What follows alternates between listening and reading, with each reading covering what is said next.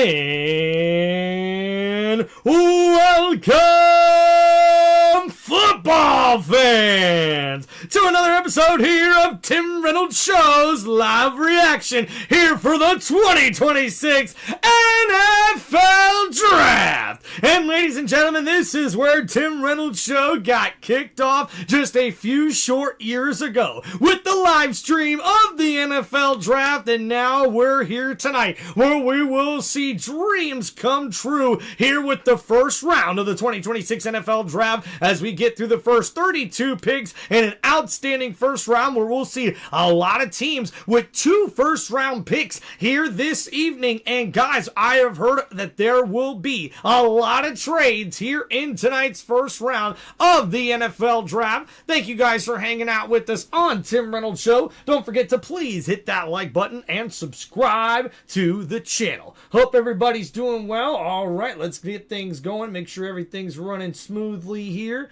Thank you everybody for hanging out with us on the channel. All right, looks like volume's working too. Heck yeah, let's go guys. Thank you, thank you. All right.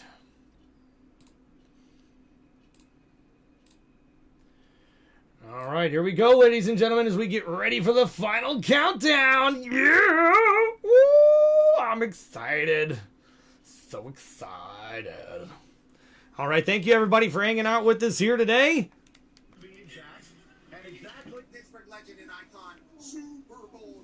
All right, guys, so we've got the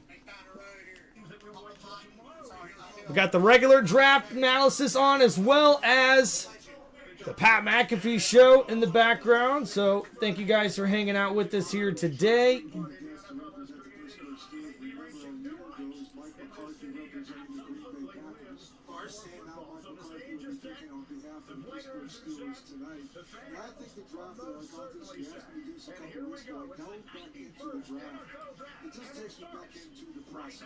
We're talking about the picks, but I think what we want to talk about is what's taking place in those rooms around the National Football League tonight, particularly as they get on the clock. What's taking place? All right. Toughness, tradition, and What's up? We got Tyrese, we got Terry, we got Keith and Kenneth in the chat, and Ty in the chat. Let's go, guys. Move is up and you finally found me. Per the gates and renegaded me for a bounty. Ow! Come on, baby, it's draft day! Come on! Mrs. Reynolds, how we doing? Happy draft day, everyone. Enjoy the most electrifying sports entertainment channel on YouTube today. This is Tim Reynolds Show. Now let's go. Thank you, Mrs. Reynolds. Yeah!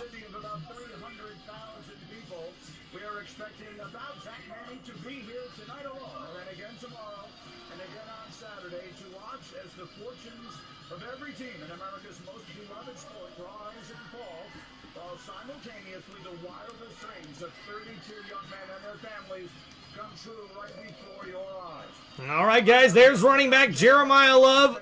The Notre Dame running back will look to be drafted, I believe, in the top 5. We'll see what happens. Carson, what's up, brother? How we doing, man? Asher, what's going on? Who do you think the Bucks are going to select? Honestly, guys, I've got no clue with the Bucks, man. I really don't have a clue. We're not going to get into it right away, but I got a couple picks, you know, in your story career that I'm hand up right away. The good ones, right? Troy Polamalu, Greg Roethlisberger. Yeah, those are okay. I'm thinking more towards, 1999, when you could...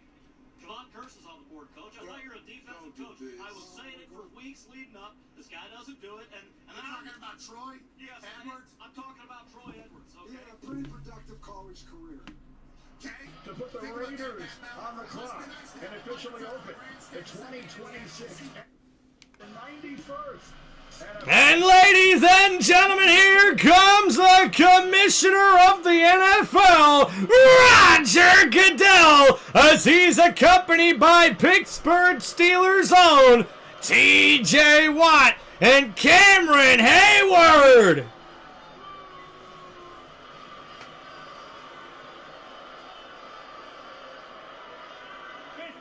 here we are. Come on, you do better than that. We have over 300,000 people. Let's go. He's hear you. There you go. Welcome, franchises in history. We are proud to be here in a city built on bricks, built on and home of the one of the most dominant franchises in history. Yep, Goodell always gets booed, guys. Your six-time Super Bowl champion Pittsburgh Steelers.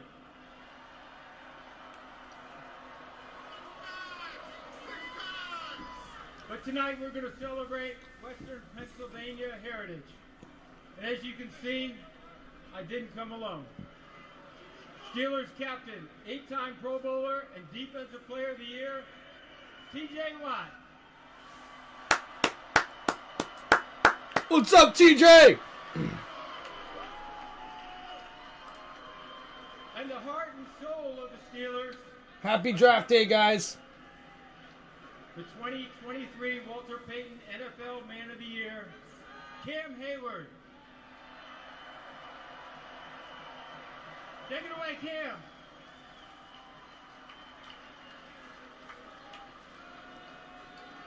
Pittsburgh, make some noise!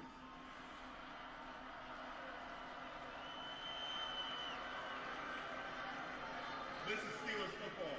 Tough, physical, built to last.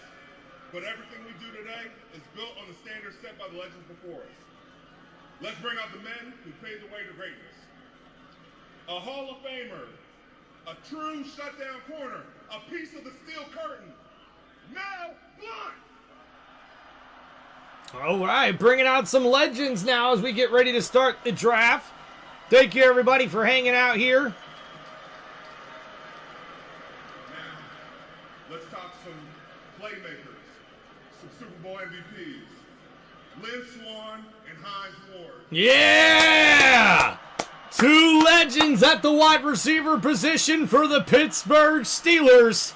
Hines Ward and Lynn Swann, let's go. Heck yeah.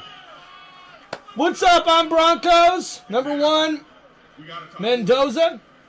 2 quarterbacks, 2 eras, 1 standard. Oh yeah, Kenneth. Super Bowl champion. There'll be a lot of in trades Washington today. City. Ben Roethlisberger. Oh boy, here comes Big Ben. And one more. Uh-oh. Bradshaw. Here we go. And look at that. The Hall of Fame quarterback for the Pittsburgh Steelers, Terry Bradshaw. Let's go. Bringing out the Steelers legends here for the Pittsburgh crowd. Go Steelers. Go Steelers.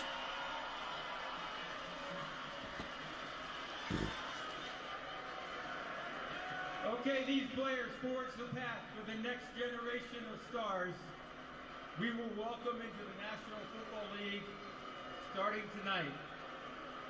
Pittsburgh, this is a moment you've all been waiting for. Yins ready? Yeah! The 2026 NFL Draft is officially open. The Las Vegas Raiders are on the clock. Let's go. This offseason on flipping the roster offensively and defensively. Let's head to the bunker boost, the big brain boost. The guys who are going to be telling us why and the how. Live from a trailer in the back that has very good air conditioning. All right, guys, Raiders are now on the clock. Cowboys AP Town in ME. Heck yeah, guys, let's go. Peter Schrager Town, I'll start with you, buddy. A lot of question marks. And then Schrags, if you want to follow off the back of that, do we know anything as we're kind of closing in on the first official pin? Yeah, a lot of question marks. Starting at number 2, you displayed the odds earlier where Arvell Reese is now the favorite. That is flipped back and forth between David Bailey and Arvell Reese this entire time. Then that's actually a good thing for the Jets. Maybe they're cleaning up all their leaks, so we don't know exactly. All right, guys, so we see with the second overall pick, it's going to be between Arvell Reese of Ohio State and David Bailey of Texas Tech. ton of pressure.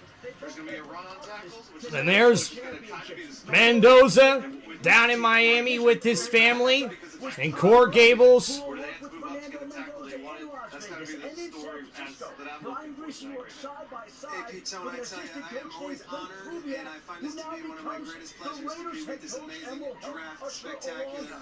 Thank you. I love the NFL draft. It is my favorite day of the calendar year, and you will feel that energy throughout all 32 picks tonight. I also think there's some real suspense. All right, guys, how we doing on audio and everything? Everybody doing good? I am raw dogging the draft. All right, Jeff, now obviously a special line, and you will hear from Mendoza as soon as his name is called. And now Responding he to will what is join being his said on the podium prestigious list because of I know names there are going in to be just a matter surprises. of moments. Now, He won one the surprise you mentioned Heisman, Ty won the Simpson. Heisman, I'm won the not breaking national any news here. championship, I have just been and hearing the from number teams one all overall during pick. the day asking me where I thought Simpson would go. So much so. So Fernando Mendoza looking to become the 4th quarterback ever to win the national or to win the Heisman Trophy and be the number 1 overall pick, joining Cam Newton, Jameis Winston, and Joe Burrow. As a raw dogger on this draft, and I can tell you that we will find out as a collective whole where and when he goes. But if you were like me and you were bashing Orlovsky and you were saying that this thing was a second-round talent, Dan Orlovsky might have his redemption tonight. I like that. You kind of had redemption on a few different things, you know, chit-chatting about the no tipping of picks, because I think you were probably attacked whenever you said pick, that's not joining the Cam picks, Newton, and they said, Jameis well, why don't you go Winston, and east, Joe I'll go Burrow. North, I'll go Amish, I'll go bareback, I'll go raw dog. I appreciate you doing that through this entire thing, but it does feel like this is our second annual trades. You've only made us better. We appreciate you. We can't wait to go to the full boys in the big brain bunker buster. Way to go, boys. Raw dog trailer. All right, the raw dog training banner. Okay, you guys just lost me on everything. So many All right. question marks. Looks like we're doing So many good, things. And it guys. starts at literally number 2. Now, Fernando Mendoza, they're still on the clock right now. Allegedly, he's already got playbook. Allegedly, he's already got a place there. He is down with his family down in Miami, I do believe, or in Vegas. All right, thank you everybody for hanging out. If you have any football questions, let me know. Which, once again, So the Raiders still on the clock here. the trade is the right thing to be doing, definitely. He's with his family, especially with how close he is with his family. Sorry about that, guys. Then there's the other angle. And there's the war room for the Raiders. The pick looks like it's in the draft room as everybody daps each other up, shakes hand. Most conjecture, I think, for the number 1 overall pick. And it's mostly Dan Orlovsky talking about Ty Simpson. So if Ty Simpson does move up the draft, Tim Reynolds goes 9th to the Chiefs. What's up, Broncos? Yes! NFL football player Tim Reynolds. Let's go! Fernando at his house down there in Miami, which I believe is a mile and a half away from Hard Rock Stadium, which is where he won the national championship down there just a few months ago. Coach Coward, you like Fernando? What are your thoughts on him after kind of studying him a little bit? What would your draft grade be? Because we saw him in a Big Ten game, popped by Caden Curry. Almost maybe broke a rib. Paul goes out of the game. 1 play, 2 plays, 3 plays, then he comes jogging back on. And afterwards he said he cracked me, no pause. But I was in a bad spot there. He's a tough guy, but he doesn't do boys, can spin it. What are your thoughts? Yeah, I think all those things you talked about that. I also go back to And we see here, Anthony McFarland there talking about what the pressure brings for being a number 1 overall pick as a quarterback coming into the NFL. And I think Mendoza is a guy that we got to look to see if he's the right fit for these Las Vegas Raiders. But I think for Clint Kubiak, it's definitely going to be a guy that he likes, especially with the intangible. 6 foot, almost 6'5", and 230 pounds. And you see the deep ball accuracy by Mendoza last season for the University of Indiana, taking him all the way to the national championship. And their comparison to the NFL quarterbacks that they've seen on tape is Drew Bledsoe. And Bledsoe is definitely a guy who was elite back in his prime and was a big guy with a big arm. Interesting how the football gods work. And I do believe the pick is in for the Raiders. So the pick is in, ladies and gentlemen, as we wait to see the selection from the commissioner, Roger Goodell.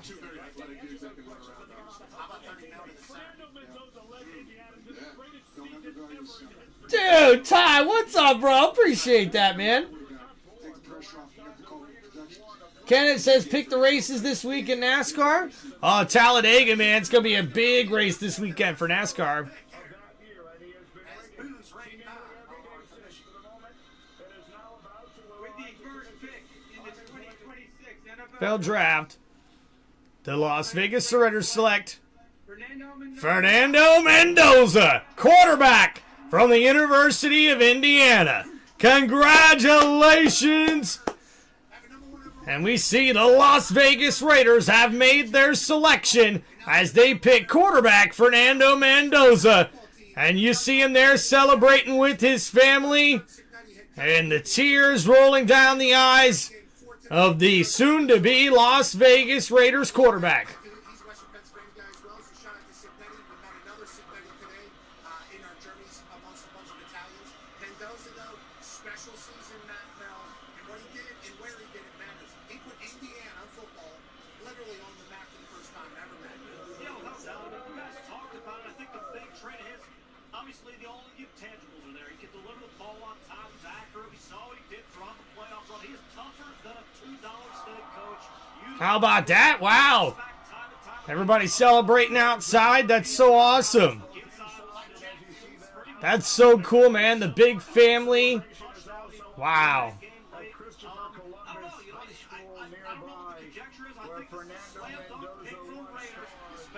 Looks like the Raiders fans like it. And there's a Christopher Columbus High School watch party. Fernando's alma mater.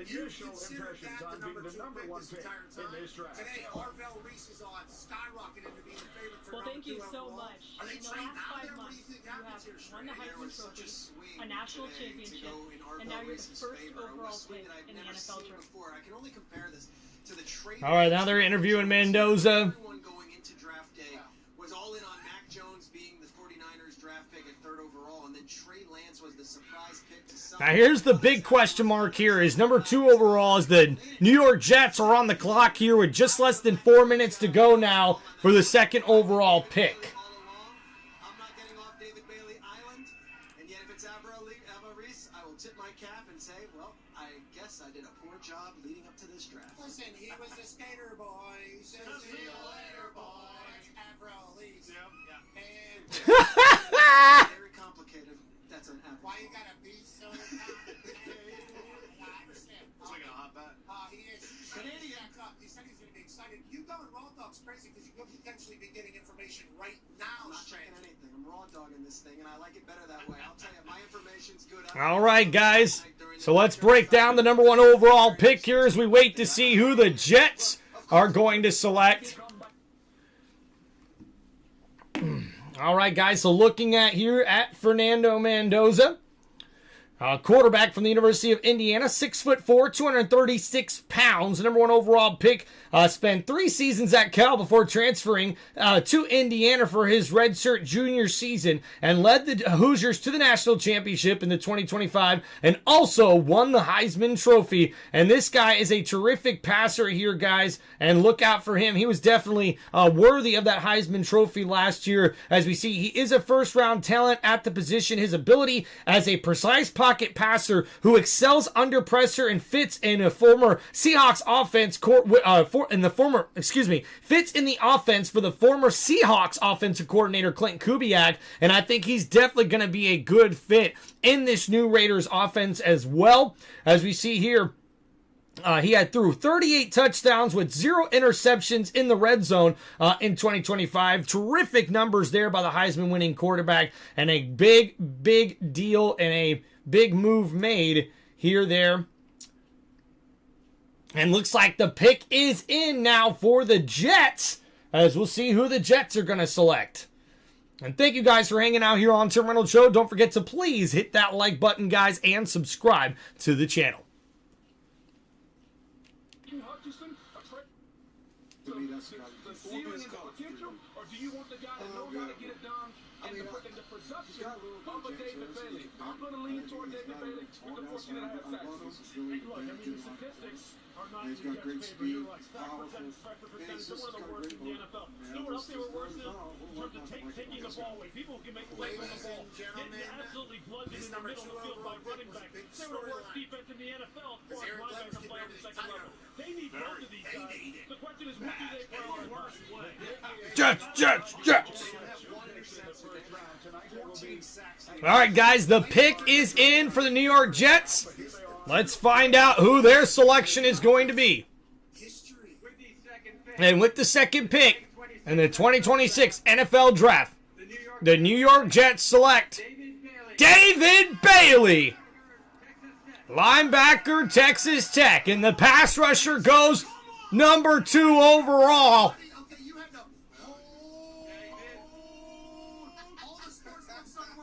And you can see Peter Schrager losing his mind as the edge rusher David Bailey is selected number 2 overall in the 2026 NFL Draft by the New York Jets.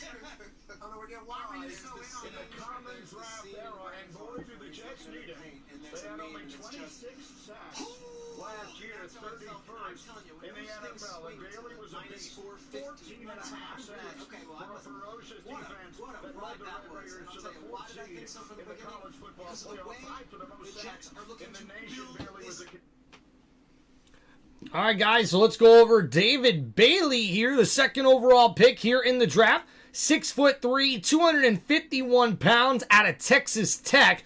And with Bailey's size, his 4.5 second 40-yard dash really gives him that speed that people are looking for at the pass rusher position. And we see here he also possesses a very thick lower half where he has explosiveness that shows on film with that lower half. He's also a polished pass rusher and tough for blockers to get through. Okay, why does this keep happening?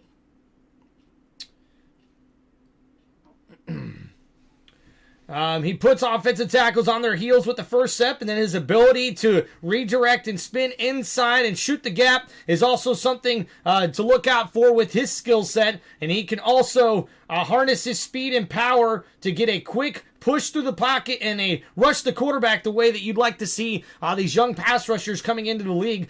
He can turn tight corners and chase down on the backside. His range and motor make him a effective player in pursuit. And you see this on film a lot as they're showing the highlights here. This guy definitely has a high motor and is definitely going to be an impact player, I think, for the New York Jets defense right away. And now we've got the Arizona Cardinals now on the clock.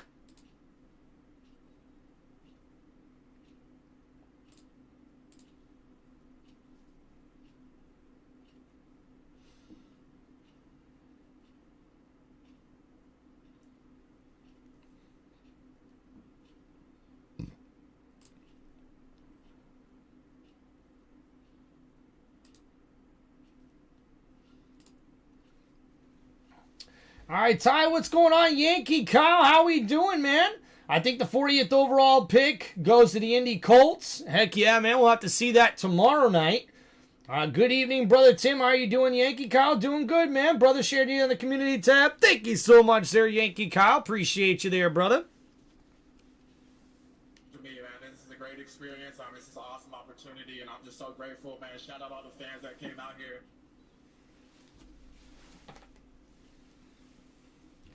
All right, guys, just switching things up. Tyler Sports Guy says, I think if this is happening with the 30th pick in the 2026 NFL Draft, the Miami Dolphins select the greatest player in the Big Ten with Caden Westergen, wide receiver at Iowa Hawkeyes. All right, Ty, sticking up for his Hawkeye guys.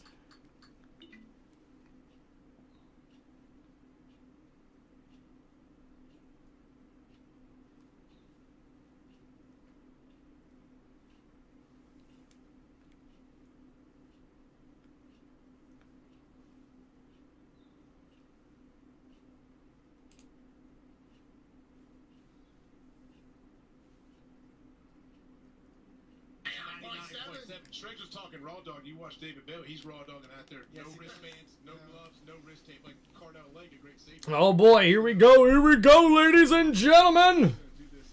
Trying to get things going smoother here. Immense respect. Once you wear gloves and play football,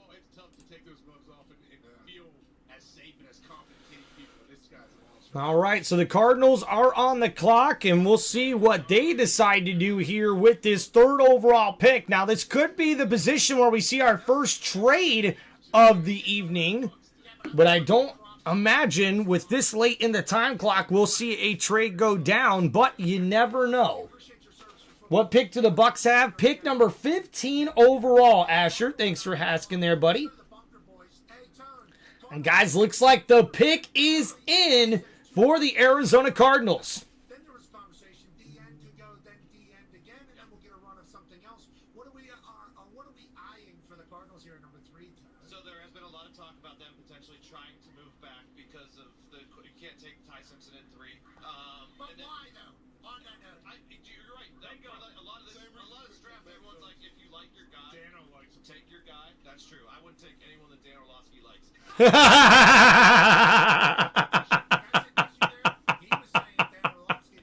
Ah, that's so funny. Oh my goodness gracious. Ahead of Ty Simpson, so we'll see there. okay, go ahead. But if it's a stick and pick, they think it might be Jeremiah Love, Arvell Reese. The Cardinals have had issues with tweeners before. If they have a pass with that, so it's kind of a bad taste in their mouth. There's a lot of guys. Ah, that's so funny. Oh my goodness gracious. All right, guys, thanks for hanging out with us here, man. Waiting to see who the Cardinals select. A lot of people believe this is where running back Jeremiah Love could go.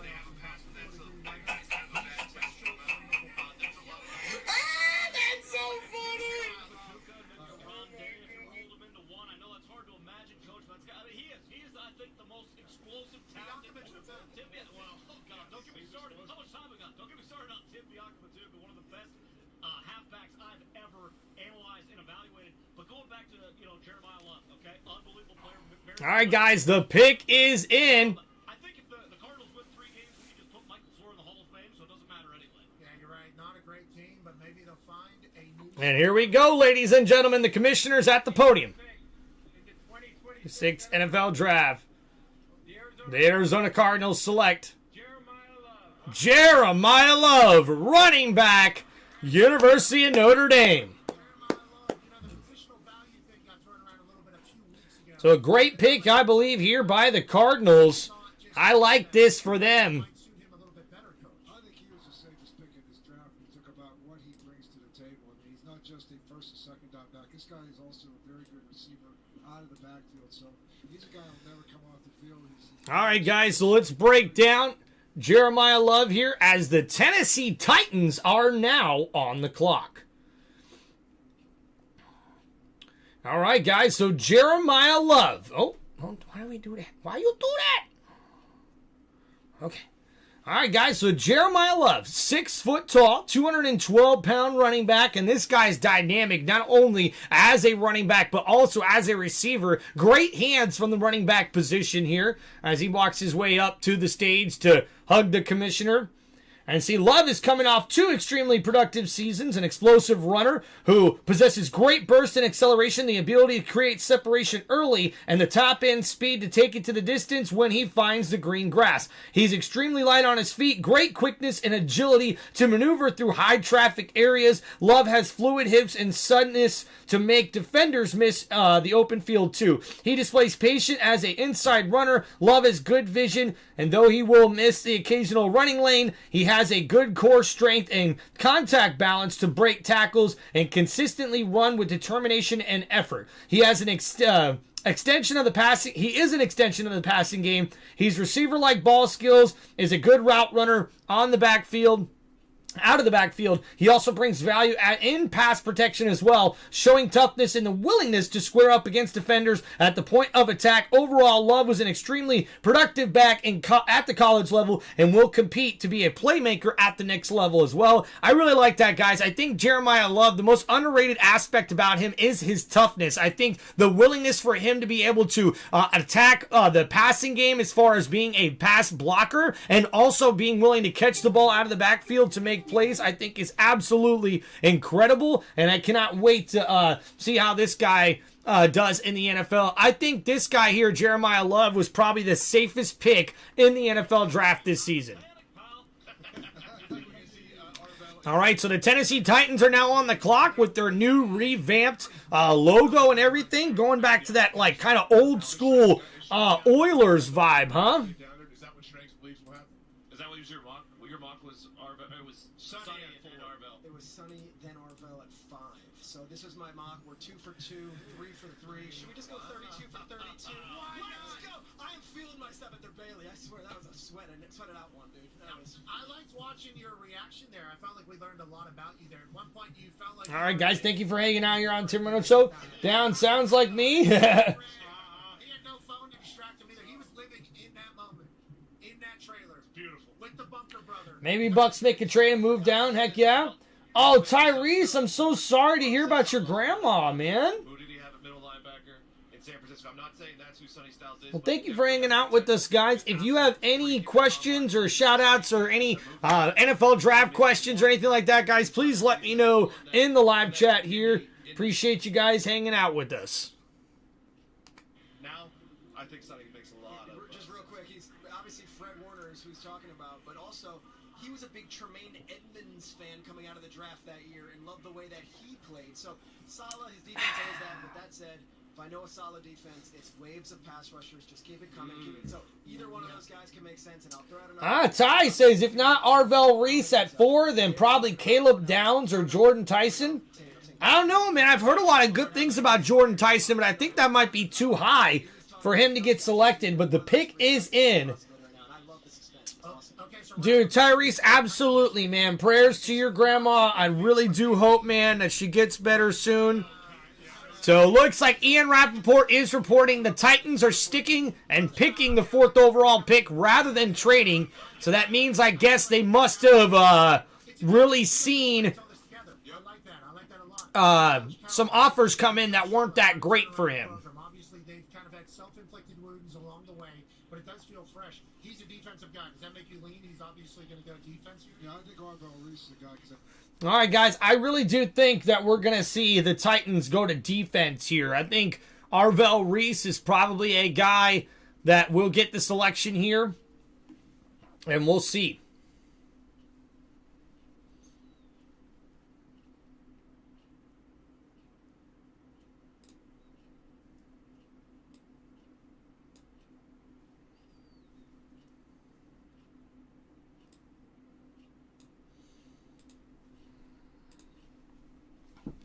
So the Titans last year, 3-14.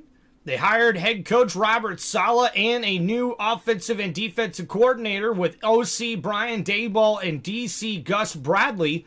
Their newest additions are wide receiver Wendell Robinson, cornerback Alontae Taylor, and edge rusher Jermaine Johnson II, who they traded with the Jets to get. So the commissioner's making his way to the podium. The pick is in, as we'll see who the Tennessee Titans have selected here. With the 4th pick in the 2026 NFL Draft, the Tennessee Titans select Carnell Tate. Oh, and guys, the first big shocker of the draft, as we see with the 4th overall pick in the 2026 NFL Draft, the Tennessee Titans select wide receiver Carnell Tate out of The Ohio State University. Wow. NFL is playing today. So you got quarterback, you got wide receiver, corner, pass rushers. Those are kind of those premium positions. So this kind of lets you know how the NFL view Carnell Tate. This is a great pick for the Titans. I knew Carnell Tate was going to be a diamond in the rough for whoever drafted him. The Titans get a really good player here with this pick. I like this for the Titans, man. They loaded up on defense in free agency, and you see here a great pick for the Tennessee Titans with wide receiver Carnell Tate. To me, he was the best route runner in this year's draft thus far, guys. Man, I may have to put my phone on silent here. I think if the running back was there, he would take that. So I think they obviously had an intent on helping the young quarterback. I love to hear that. And Daboll obviously been great with developing quarterbacks. I think his fit is fantastic here. I think absolutely slaughtering this. Yeah, like the way it is come together. And he had some interviews obviously leading up to the draft process. And when he was asked what he does off the field, Tate said, loves to build Lego sets. Oh, Currently working on Titanic. Lego guy. He's been working on it since the beginning of the 2025 season. However, he says his favorite one that he built, Eiffel Tower. Tell you what, feels like this guy is. Talking about Carnell Tate, I guess likes to build Legos. That's pretty freaking cool. All right, guys, let's go over the 4th overall pick in the 2026 NFL Draft here as to see the New York Giants are on the clock. Looks like the pick's already in for the Giants, so we're moving pretty quick here, guys. All right, so let's take a look at the 6'2", 192-pound wide receiver out of The Ohio State University. Tate is a smooth, effective receiver who's consistently finding ways to get open. He excels at locating and exploiting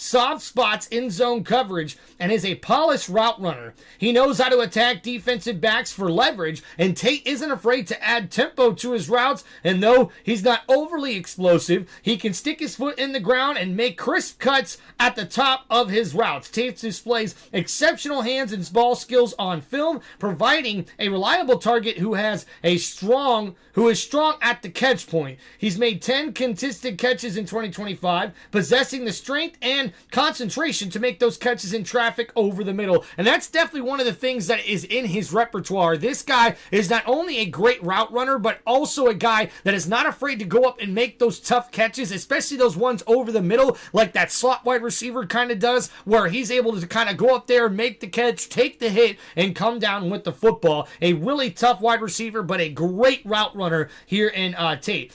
Tate does a great job at staying active. When the play breaks down, he climbs vertically after the catch, and Tate routinely makes defenders miss, breaking tackles and building speed up as he works upfield. So a guy to really look out for, and someone I think is going to be a big impact player here on this guy, or for the Titans, guys.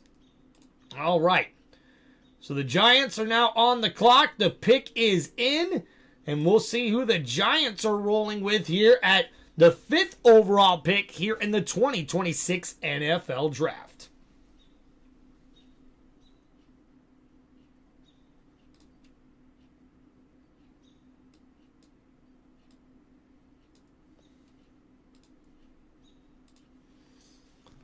Ohio State Buckeye off the board is Carnell Tate, which obviously everybody had projected. Now Reese and Styles both available. Now this just goes to show you guys one of those things for me. This is why I don't usually look at the mock drafts, because the mock drafts really don't ever seem to be right on point. John Harbaugh's first number 5 overall pick in a new place is going to set a tone. Okay, this is what we're doing. Jim Harbaugh took the biggest offensive lineman he could draft whenever he went to the Chargers. Yeah. All right, so we see, guys, last year for the New York Giants, 4-13 record. They hired new head coach John Harbaugh, who now has offensive coordinator Matt Nagy and defensive coordinator Denard Wilson now on his staff. With the additions of wide receiver Darnell Mooney, fullback Patrick Richard, formerly of the Baltimore Ravens, and former Baltimore Raven tight end Isaiah Likely, as well as cornerback Greg Newsome II to help out that secondary. But key losses for them include defensive tackle Derek Lawrence, the defensive tackle, the all-pro tackle there, the all-pro defensive tackle Dexter Lawrence was traded from the New York Giants to the Cincinnati Bengals, which means that the Giants actually have 2 first-round picks in this draft. They'll have this 5th overall selection and the 10th overall pick here in the 2026 NFL Draft as well. There's a lot of speculation for who the Giants can go with. They need help on defense and on offense, but I think we'll look at the Giants to make a surprise selection here with them having 2 first-round picks. So we'll see what happens. Ruben Bain Jr. goes my next. T-Rex, oh my gosh, Ty, you're terrible, man. And thank you for the prayer there, Ty, in the chat. Thank you for that.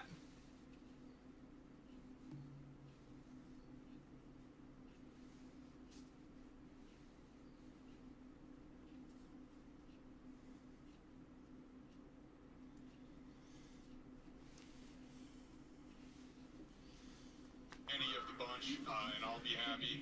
Amazing how it all worked out where they are all available here. Kind of a pick of the litter for John Harbaugh and the Ohio State 3 that were supposed to be 3 of the 4 in the No, I don't think the Giants need a quarterback, Kenneth.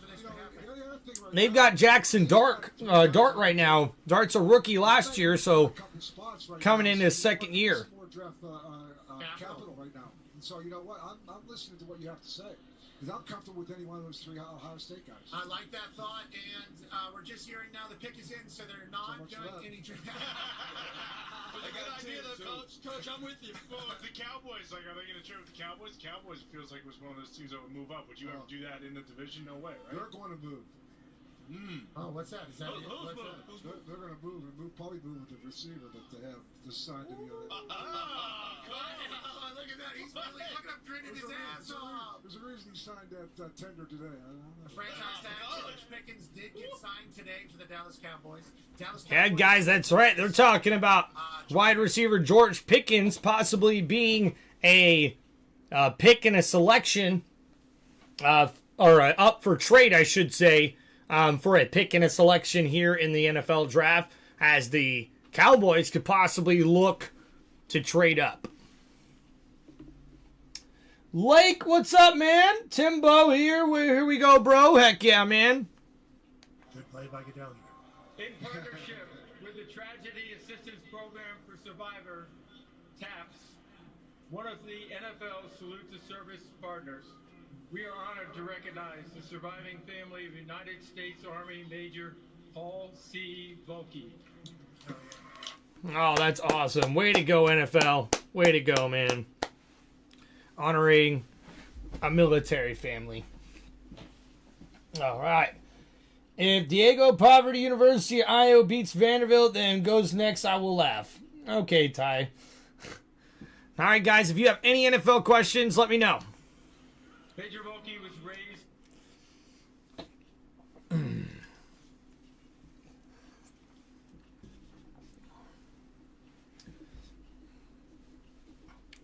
All right, so not too bad, guys.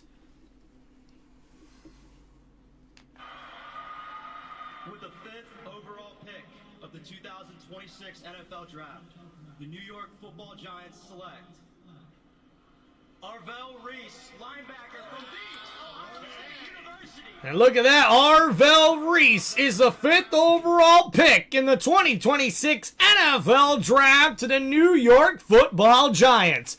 A great selection for John Harbaugh. I think this guy's going to be a huge pass rusher for the Giants defense. All right, guys. All right, so Arvell Reese, 6'4", 241 pounds, out of Ohio State. Looks like he was the #1 overall ranked prospect here on ESPN. As Reese is a hybrid. Oh, man, why are they doing this to me? Okay. Reese is a hybrid edge, off-the-ball linebacker who displays great physical traits at the combine, running a 4.46 40-yard dash. And his explosiveness for the get-off, the bend and flexibility, and the dipped underblocks and run the arc. Reese's ability to transform his speed to power is absolutely incredible for the young pass rusher out of Ohio State. Shooting his hands and overwhelming offensive tackles at the point of attack, he can also win with just pure speed. As an off-the-ball linebacker, his size and strength to take on blocks in between the tackles when rushing the depth. Reese also moves quickly and can overpower running backs in protection. He also has the body control, speed, and length to match up with other backs and tight ends in coverage, and also is going to be a problem when those backs and tight ends want to try to block him or chip him on the edge, as we'll see here. Oh, ladies and gentlemen, we've got a huge trade here. Our first trade of the NFL Draft has happened, ladies and gentlemen. As we see here, breaking news, the Chiefs have acquired the #6 overall pick from the Cleveland Browns for the #9 overall pick, the #74th overall pick, and the #148 overall pick here in the 2026 NFL Draft. Ladies and gentlemen, our first big trade. It's the Chiefs moving up to #6. Who could the Chiefs be looking to draft here? He's not a project. That's not what he's not one of those guys. He just only started 1 year at Ohio State. It No, Kenneth, the Bucs definitely not grabbing a quarterback. He got bigger, stronger, faster. I think Ty Simpson is an Arizona Cardinal. Ty, I think that too, man. Arizona might even trade back up into the first round for that pick. I really do think the QB class is a little weaker than normal. I'll have to agree with you on that there, brother. Arvell is playing off the ball. He's playing on the ball. I guess we've heard you have to. All right, guys. So Arvell Reese, a nice pick here. 69 total tackles and 6.5 sacks last year. The linebacker from Cleveland, Ohio. And speaking of Cleveland, Ohio, the Cleveland Browns just made a huge trade here in the NFL draft once again, trading back to the number 9th overall pick as they trade with the Kansas City Chiefs. The Chiefs trade the 9th overall pick, then 74th overall pick, and 148. So we'll see, man. These 3 picks get the Chiefs up here at number 6, and we'll see who they're going to go with here. This is going to be interesting, guys. I'm really interested in this. The Chiefs take Broncos. Come on, what is up with you guys in quarterbacks? There's not going to be more than one quarterback taken in the first round, more than likely, guys. You may see Simpson take at the end of the first round, but that's it, guys. Like, for real. It's gone, though. The Cincinnati Bengals obviously able to get some things done. We have some breaking news. The Browns, who had the pick right now, 6, they've traded to the Chiefs. Wow. Okay. Andy Reid and Brett Veach have dropped into the top 6 of the NFL draft. Yes, they have. Some people are saying the Chiefs have lost it. The dynasty window is over. Travis Kelce's back. Patrick Mahomes going to be healthy. Yo, Fanatic Trav, what's up, brother? Overall, who's this going to be? How's it going to go? It's going out of the bunker, boys. What do you think this trade implicates, Peter Schrager? I talked to some sources there. There was 2 players that they were absolutely in love with going into this thing, and it's Caleb Downs and it's Jordan Tyson.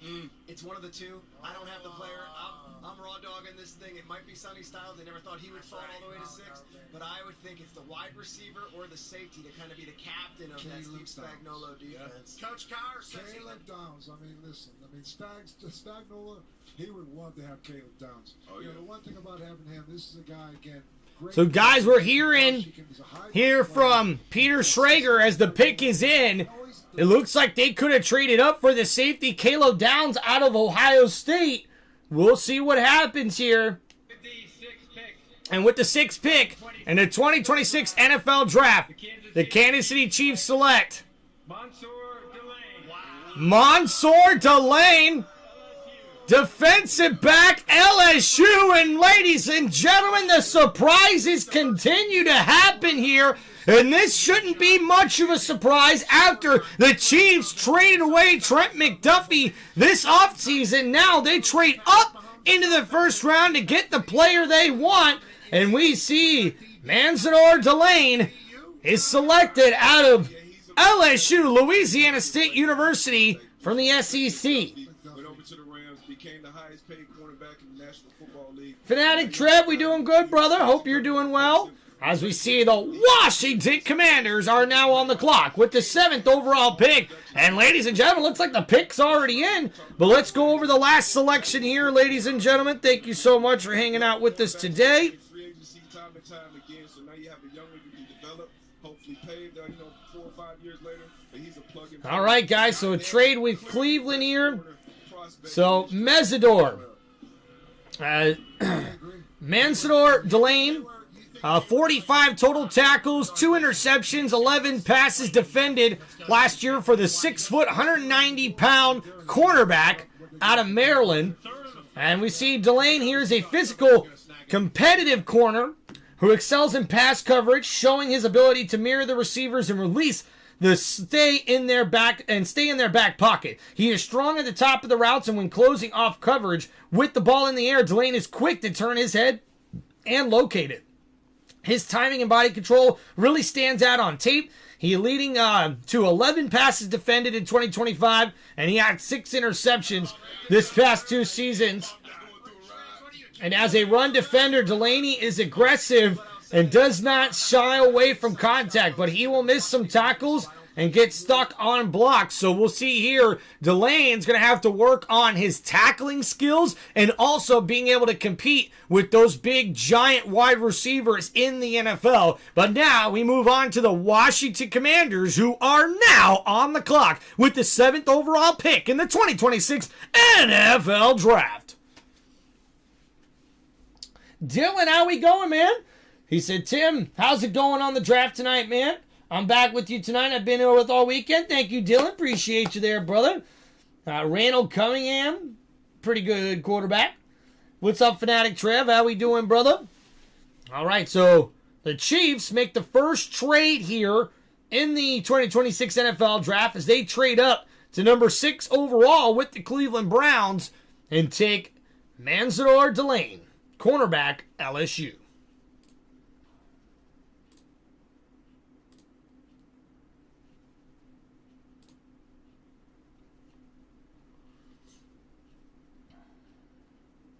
Heck yeah, party hat from Fanatic Trip. Whoop whoop.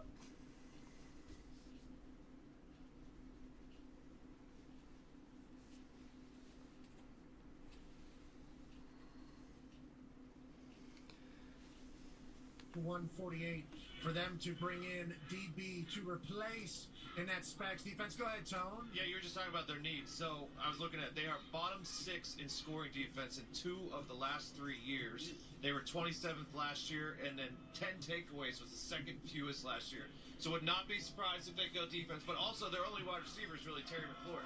So if they wanted to go offense with Jay Daniels, maybe potentially, maybe Jordan Tyson, I don't know how they feel about him, but defense would be the side. I made the mistake a second ago, but I would be shocked, Pat, if it's not Sunny Styles. Okay, I like that. Let's just keep shooting that shot. That should be. That's how we all feel. There was a Mountaineers chant. Now we got. All right, guys. So the commissioner is making his way out. Commanders pick comes down. The Walter Payton NFL Man of the Year Award, presented by Nationwide, is awarded to one player each year and celebrates their profound impact on. All right, thank you guys for hanging out with us here. What's up, Plain Sharks? Yeah, man, not too bad. I was kind of surprised. I thought the Chiefs may have took one of the pass rushers, but I knew they needed cornerback in this draft, so not too much of a surprise here with their selection. Super Bowl champion and 6-time All-Pro Bobby Wagner. Way to go, Bobby. Ceremonial. On behalf of the Payton family and Nationwide, I encourage players drafted this week to make their community and the league a better place. I like that. Yeah.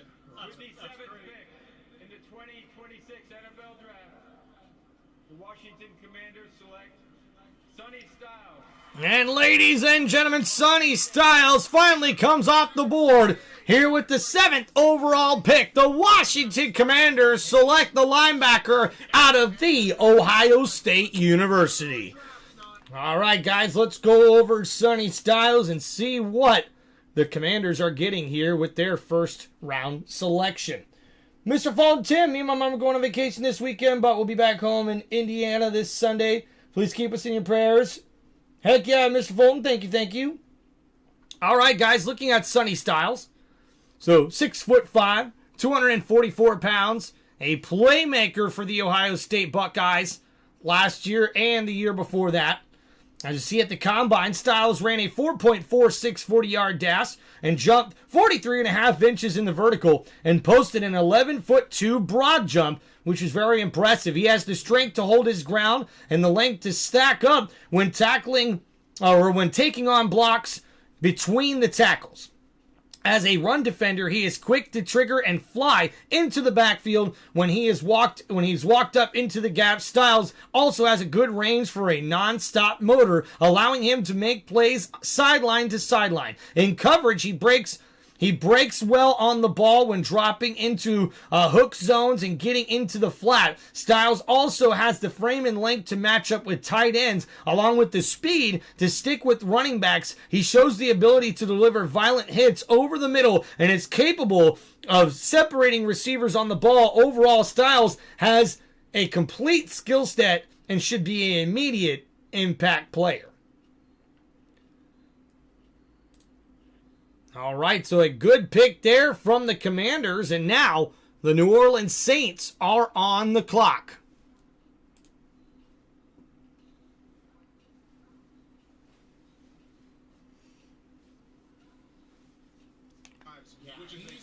All right, guys, so the pick is in for the Saints, and we'll see who they're going to select. I'll be right back, guys. Got to go get another beverage.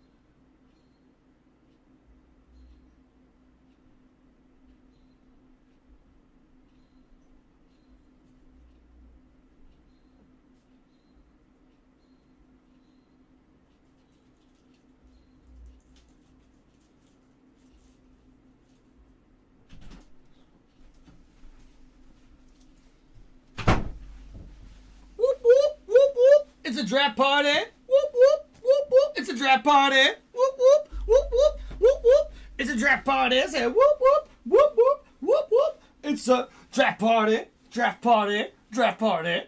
Hey, hey. Loomis is probably chewing his gum thinking, what? All right, so the New Orleans Saints are now on the clock. I'm still waiting for a trade, all right? We've been talking for weeks about someone trading up. I get the Kansas City for Mansour Lane. I don't care, okay? Can we get one for Caleb Dowd? Can we get some?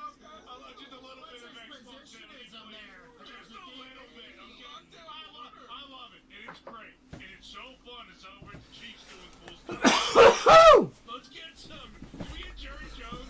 You know, on his phone, please. Can we get something like that? And again, Mansour Lane, great moment, coolest moment of this guy's life. I'm juiced for that guy. I think he's gonna get a hell of a pro. Yeah. But I mean, can we get something, man? I don't know. Maybe just a little more sauce. Again, it was great. We didn't expect that one. This guy's an in-grade coach, but he's got a good point. They're probably Thank you, coach. They're listening to the office right now because they need some people. The only other name I would throw out there, no one's still talking about, Kenyon Sadiq, the tight end from Oregon. We talk about a young quarterback. Oh, look at Coward throwing that out there. Maybe the Saints could look for a tight end here. What's up, Kenneth? Yeah, sorry, man. I can't really do a double screen. And I can't watch two things at the same time and play-by-play them. You know what I mean? 31 times in 10 games. Would they go Maui? Would they go Taken in the last 2 years. That's the only thing I would say. And Ruben Bain also still out. Oh, I forgot Ruben Bain. That's a good one. They took it far the last 2 years. They have Shucky Stogate and Slaughter. All right. Maybe look away from the big. All right, guys. So the Saints pick is in as we wait to hear from the commissioner. Defensive line that you can get, you bring him in. Especially when you got a guy like Shuck, okay? Listen, they made a huge mistake last year, not drafting Shedeur Sanders. Not going to get back into that, obviously. It worked out with Shuck. Oh, and by the way, Shedeur was a Pro Bowl, so it looks like, Matt Bell knew what the fuck he was talking about. Once again. But yeah, no offense here. Shuck's a guy. Let's make sure he is the guy. Continue, sweet Caroline, bum, bum, bum. Good times never seem so good. So good, so good, so good. I will divine, bum, bum, bum.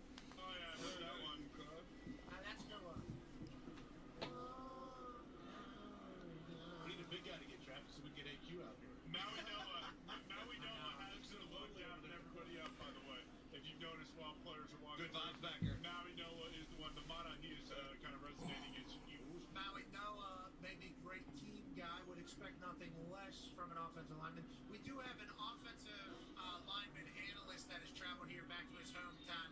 He's sitting on a folding chair right now, right behind the camera, waiting for a big guy to get drafted. Now, whenever it comes time for the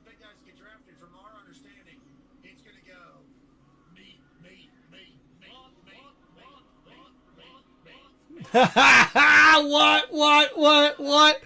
That's right, guys. We're expecting a run on offensive linemen here in the team picks, as we can find out here who the New Orleans Saints are going to be selecting here at number 8 overall in the 2026 NFL Draft. A lot of losses this offseason to Tyson Hill, Foster Monroe, the tight end. Also, defensive end, longtime Saint Cameron Jordan is no longer there. And also, longtime All-Pro linebacker Demario Davis is also not there for the Saints after what took place.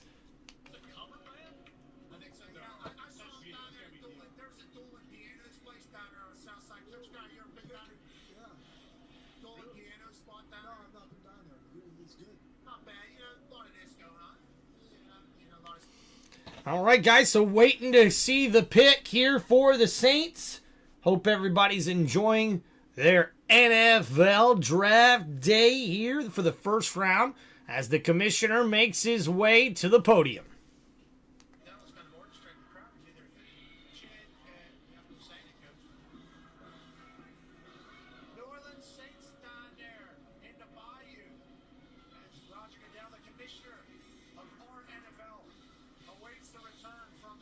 Get this band off the stage. This is the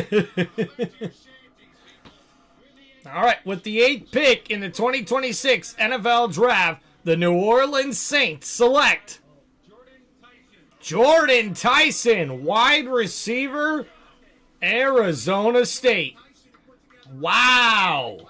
So a playmaking wide receiver goes to New Orleans. And this is a big move here for the Saints.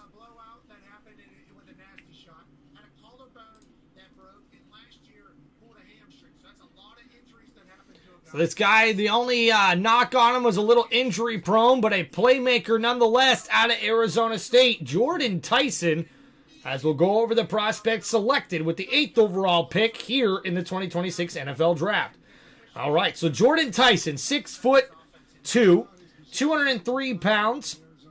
And after transferring from Colorado, Tyson led Arizona State in receiving yards in each of the past 2 seasons.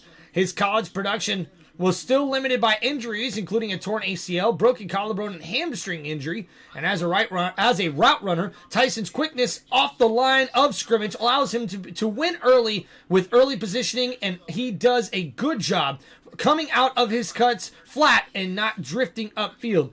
On vertical routes, he excels at stacking defenders to get them in the trail position. His ability to separate can lead to pass interference holding calls. Plus, his strong hands help him win 50-50 balls as you see the emotion on the face of the young man making his way there to the stage. Gotta love that, man. That's awesome. His vertical routes excels at stacking defenders and getting them in the trail position. His ability to separate can lead to the pass interference and holding calls. Plus, his strong hands help him win 50-50 balls. Tyson is a threat with the ball in his hands after the catch. With the quickness and the ability to make defenders miss, he is not an overpowering blocker, but when he gets into position and moves his feet and locked on, his versatility to play inside adds to his value. Man, this guy is really emotional, man. That is awesome.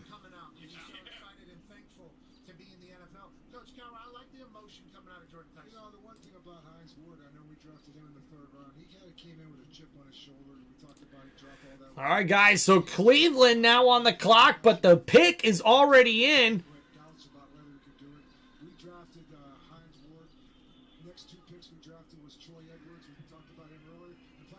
Look at that, Jordan Tyson, man, emotional, dude. That is awesome. That is so cool, man. Not going to lie, it's probably a pretty good pick for the Saints. Pretty good pick.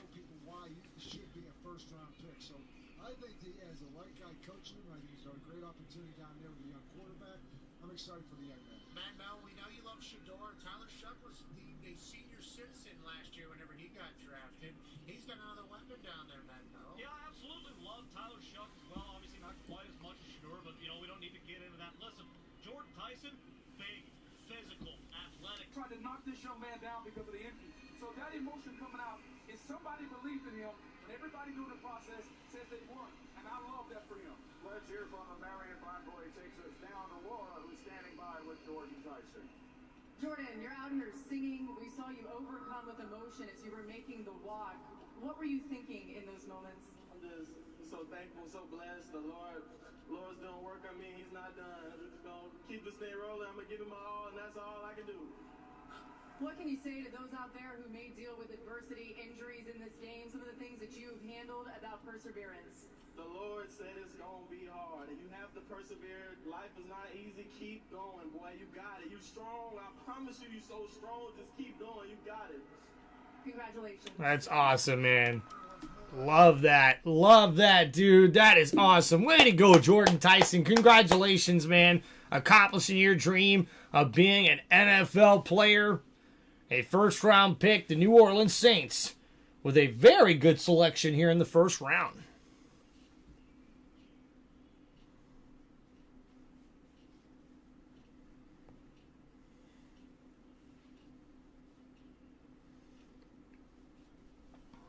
Go that way. Fano, of course, as you've heard all the time, played right tackle, but can also move inside. Now I know that's a right tackle and could potentially play left, but has the back issue. So curious to see, but Browns here, while everyone else is taking these players, all along they've been feeding out feelers that, hey, we're not in the Carnell Tate game, we're not in the Jordan Tyson game, we're in the offensive line meat and potatoes game. Let's see who it is. And the difference between Fano and Maui Noah has always played right tackle. Fano is a true freshman, played left tackle. His last 2 years he did play right, but he could play wherever he needs to. All right, guys, so the pick is in for the Cleveland Browns as we get to find out who they make or who they select with the 9th overall pick. With the 9th pick in the 2026 NFL Draft, the Cleveland Browns select Spencer Fano, tackle, Utah.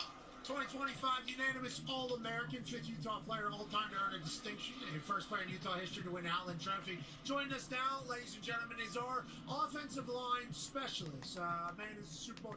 And guys, we see the Browns select offensive lineman Spencer Fano, who was a beast at the tackle position. And we'll go over the pick here for the Cleveland Browns. A terrific selection here, guys, if you ask me. Cleveland really needed some offensive line help, and they get it here with this guy. As we see here, Spencer Fano, the offensive tackle, 6'5", 311 pounds. He's the 4th ranked prospect at his position. And we see here Fano has experience at both right tackle and left tackle in his career.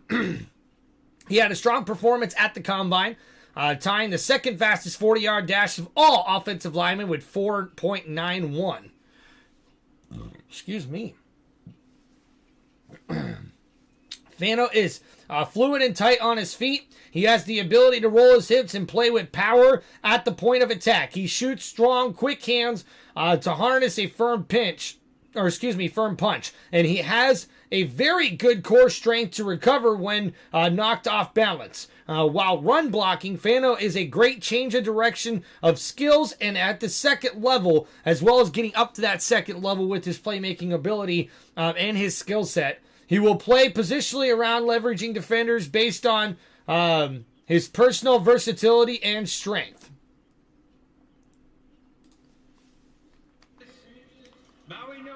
Oh, and ladies and gentlemen, with the 10th overall pick, the New York Giants select Francisco. Why do you think this was the right pick for them? He's the most technically sound. First of all, Cristobal is his coach, right? He comes from an offensive mindset. He was down there with Cristobal playing right tackle. He moves people. It's incredible to watch him get down, hit the hip, move people in the run. Wow, look at this. So Francis Manoga, I know I'm probably pronouncing that wrong. In the game where we were on the sideline against Ole Miss in the Fiesta Bowl where Carson Beck runs it in, they run a Liz protection. And when you don't have work, Coach Carroll, what do you got to do? You got to find work, right? When you find work, he sees a blitzer off the right side, comes back, peels, gets the block, Carson Beck walks in, touchdown. Football IQ. Football IQ. And look at that outfit. All right, guys, so a great selection here. The number 1 position-ranked offensive tackle here in the draft.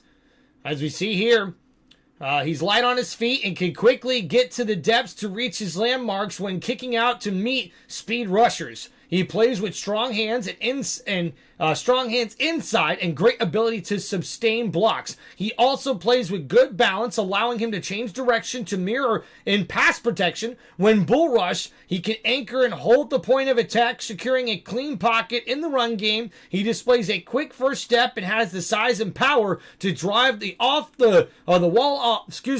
wall off defenders as he plays with a strong base. So thank you guys for hanging out here, checking that out. So these picks are starting to go pretty fast. And oh, ladies and gentlemen, we have another huge trade here. The Dallas Cowboys have just made a trade with the Miami Dolphins. Holy crap. And I'm trying to get details of this right now, ladies and gentlemen. Oh, excuse me. Sorry about that, guys. They're sitting there, and both Bain and Downs are there. I will note this. Christian Parker is the new defensive coordinator. He was the old DB's coach from the Eagles. Let's just say he's got a large voice, and who this pick was going to be, I would think it's Caleb Downs over Ruben Bain. But gosh, if you're a Cowboys fan, you're doing flips right now. There's a chance neither of these guys is going to be on the board. But the Cowboys have needed defense for years. Absolutely. For years they needed defense. So how many places did the Cowboys move? Just One spot. 12 to 11. They're worried the Dolphins are going to they take get their one guy. of these guys, yeah. Yeah, so Jerry said, we'll keep it interesting. Heard Connor said he's a little bit bored. Yep, looks like, Trev, the Dolphins did move back one spot. And the Cowboys trade number 12 and the 177th overall pick and the 180th pick to the Dolphins for pick number 11. So the Dolphins accumulating more draft picks here. That is 2 more selections now for the Dolphins in this draft. I love both of the guys Schrags mentioned. I love Ruben Bain. He was, I know the measurables with Bailey and everything that Reese does physically, but I love Ruben Bain. He was my favorite edge coming into this draft because of what he does in the pass game. All right, guys, make sure you hit that like button and subscribe to the channel, please. Gets around the edge. Relentless effort. Relentless. Cut you off. That guy plays hard. Yeah, he's the guy you want to lead the ship on. All right, guys, waiting to see who the Cowboys end up picking. The pick is in, and we're waiting to see what's going on here. A lot of the guys here, not only on the broadcast but also on the Pat McAfee show, think that this could be Caleb Downs, the safety. So that's definitely something we got to check out here. Caleb Downs, if it was, he has not allowed a touchdown as a primary defense. All right, thank you guys for hanging out with us today.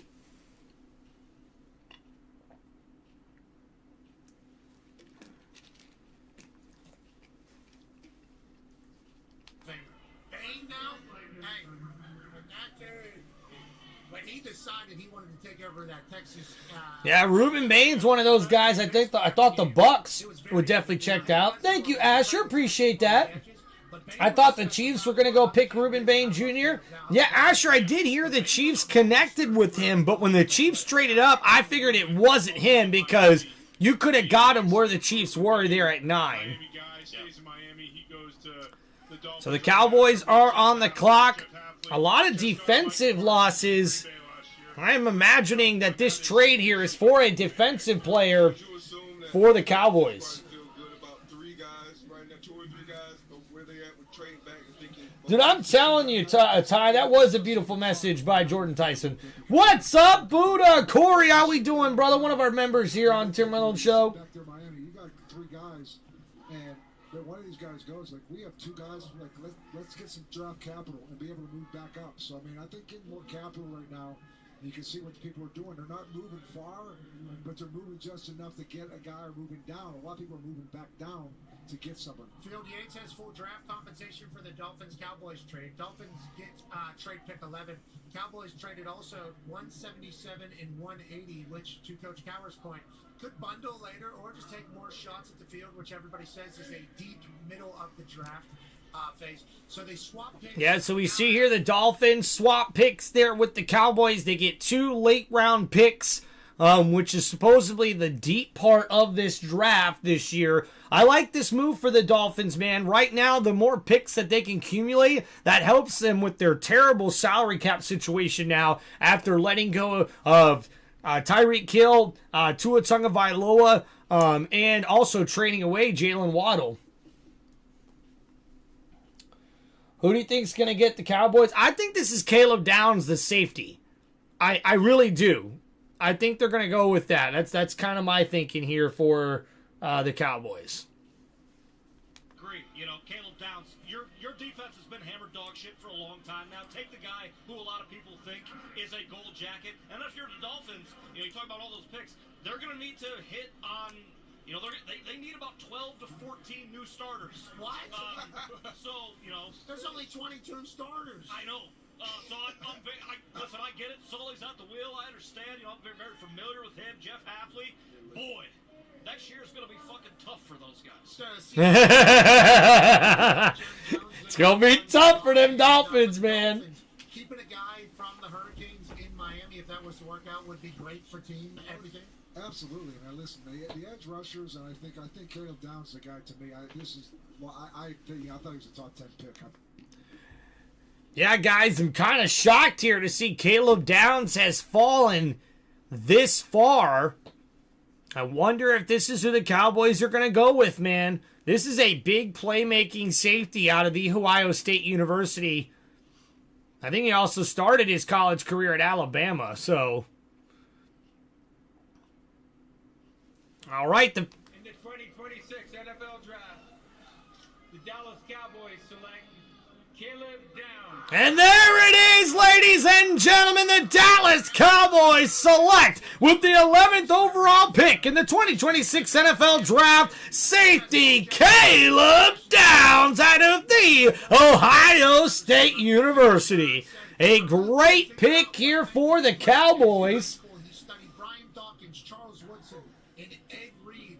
They say he is a 40-year-old man in a 1990s safety body. All right, so we see here, guys, the number 1 overall ranked safety in the 2026 NFL Draft.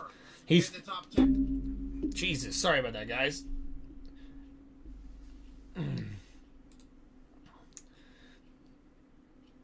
All right, so, oh my goodness, man, why does it do that? All right, so it's Caleb Downs, 5'11", just over 200 pounds. And Downs has outstanding instincts and football amplitude. He's a versatile defender who can play near the line of scrimmage or in the backfield. He's sound against both the run and pass. He is adept at reading quarterbacks' eyes while roaming the zone coverage, and his instincts to show up as a pass defender where he can play in tight man coverage from the nickel position or patrol the backfield in zone. Downs has a high level of quickness, great closing speed to meet the ball with his hands and catch at the catch point of attack, or make a decleating hit to jar the ball loose. He also displays hands to create turnovers with 6 career interceptions. Down is a strong and physical run defender who takes good angles and is a sure tackler. His versatile option, he's a versatile option in his best closes at the line of scrimmage where he can play around the ball more. So his safety that can play up at the line of scrimmage, really be a great run defender and tackler. A+, the value of getting that player this late for a team that needed it so badly. This is everything. It's like the stars aligned, and if you're Jerry and Will McClay and all the guys on the staff, you gotta be doing flips. You got Caleb Downs, guys, the franchise face of the franchise. They were dead last Dude, thank you, Asher. I'm rooting for the Bucks as well. All right, here we go. Get the best safety that's come out in the smartest. Everything Shrek said. Yeah, you didn't get a whole lot here, Trev. And Caleb Downs, I think, would have been a great pick for Miami. So I'm wondering who the Dolphins are going to go with here, guys. Blown coverages, like that's something you can't see in the NFL. Giving up explosives, so this is a guy that's going to limit those. All right, so the pick is in now for the Dolphins. And now that it's happened, I feel like Caleb Downs is kind of born to be a Cowboy. him with that star on his helmet, being a great defensive player. Hopefully he lives up to the expectations. Robert Downs, Caleb Downs. Yeah, and he's a second generation NFL guy as well. So worry about him off the field. Kind of reminds me of like when Pat Surtain came out as a prospect. Like I felt the same way about him at corner from day one as I feel about Caleb Downs being kind of that hybrid star safety type player. Yeah, also probably the best three-piece suit I've seen at a draft in, I don't know, 5 years. I'm not sure if we could pull up what Matt Patricia was wearing in the background with those guys, but yeah, he also looked the Kangol hat on Patricia. Is that having a guy? He committed to the team. We'll ask Jerry later what he said. Now, your brother Josh is a wide receiver for the Colts. Your dad Gary, a running back in the NFL. How special is it for your family that you now get to carry on? Yeah, I'm wondering too, man. Like I said, if he falls to the Bucks at 15, the Bucks could really use a pass rusher. So I'm excited to see what happens here, guys. But the pick is in. We'll see who the Dolphins are going to select here at 12th overall.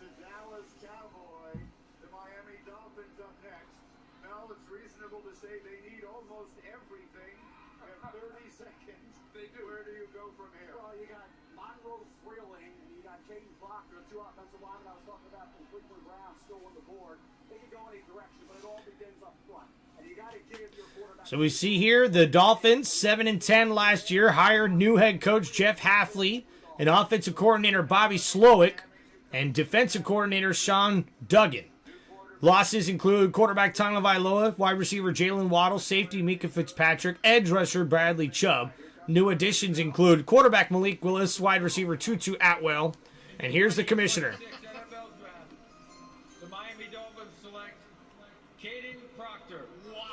And ladies and gentlemen, what a pick! The Miami Dolphins with the 11th or 12th overall pick select Caden Proctor, offensive lineman out of the University of Alabama.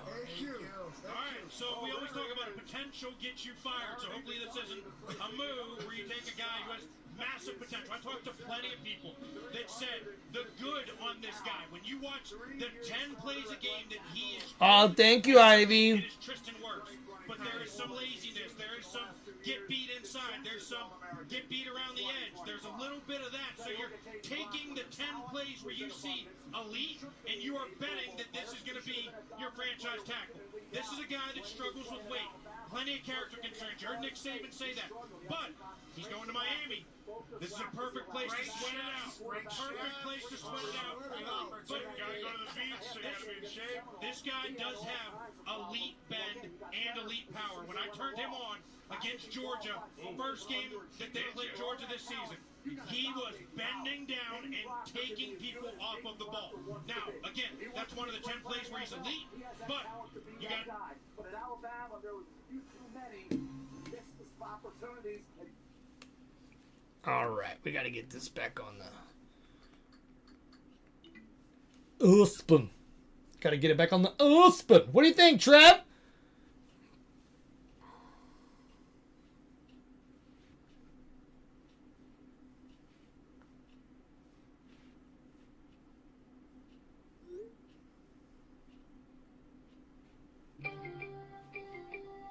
Oh, boy.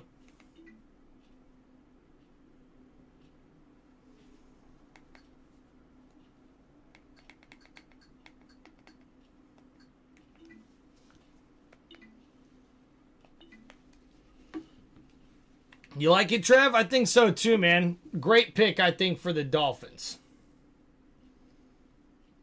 Yeah, got to protect the quarterback if you want to win, right? That's the way it rolls, man. And that's how, when if you're Jeff Hafley, the new head coach down there, that's what he wants from Malik Willis. He wants an offensive line. Woo! Jordan Proctor looking good in those Miami Dolphin colors.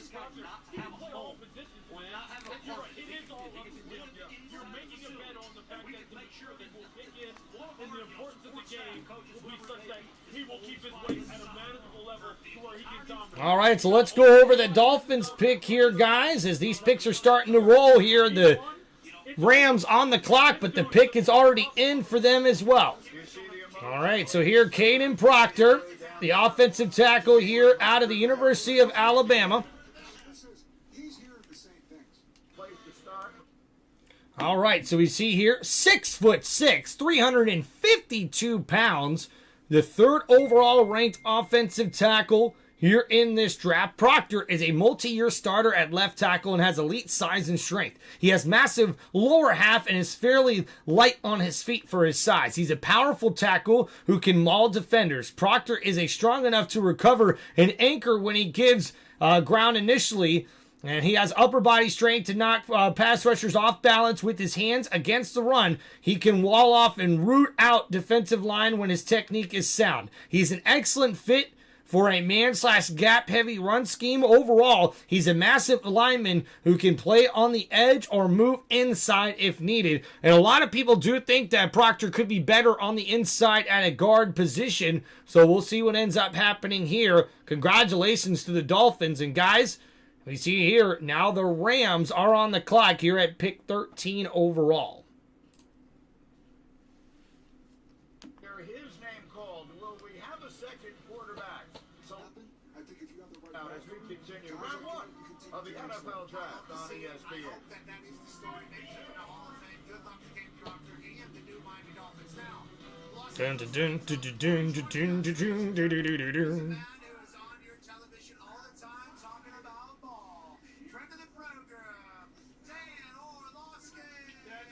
Dano! We got a camera right here that will be on camera together with this one right here. Right above the TV there. You see it? Yeah. Okay. Dano, a lot of things have happened. This could come back for me. No, take a knee. Hey, you take a knee. Okay, Dano, thank you for making an appearance over here. This did come together late, but I think the reason why we wanted it to happen was you were a big part of this draft cycle conversation. You went on a high horse for Ty Simpson. You stayed on. Just not worth compromising. Pat McAfee just grilling Dan Orlovsky.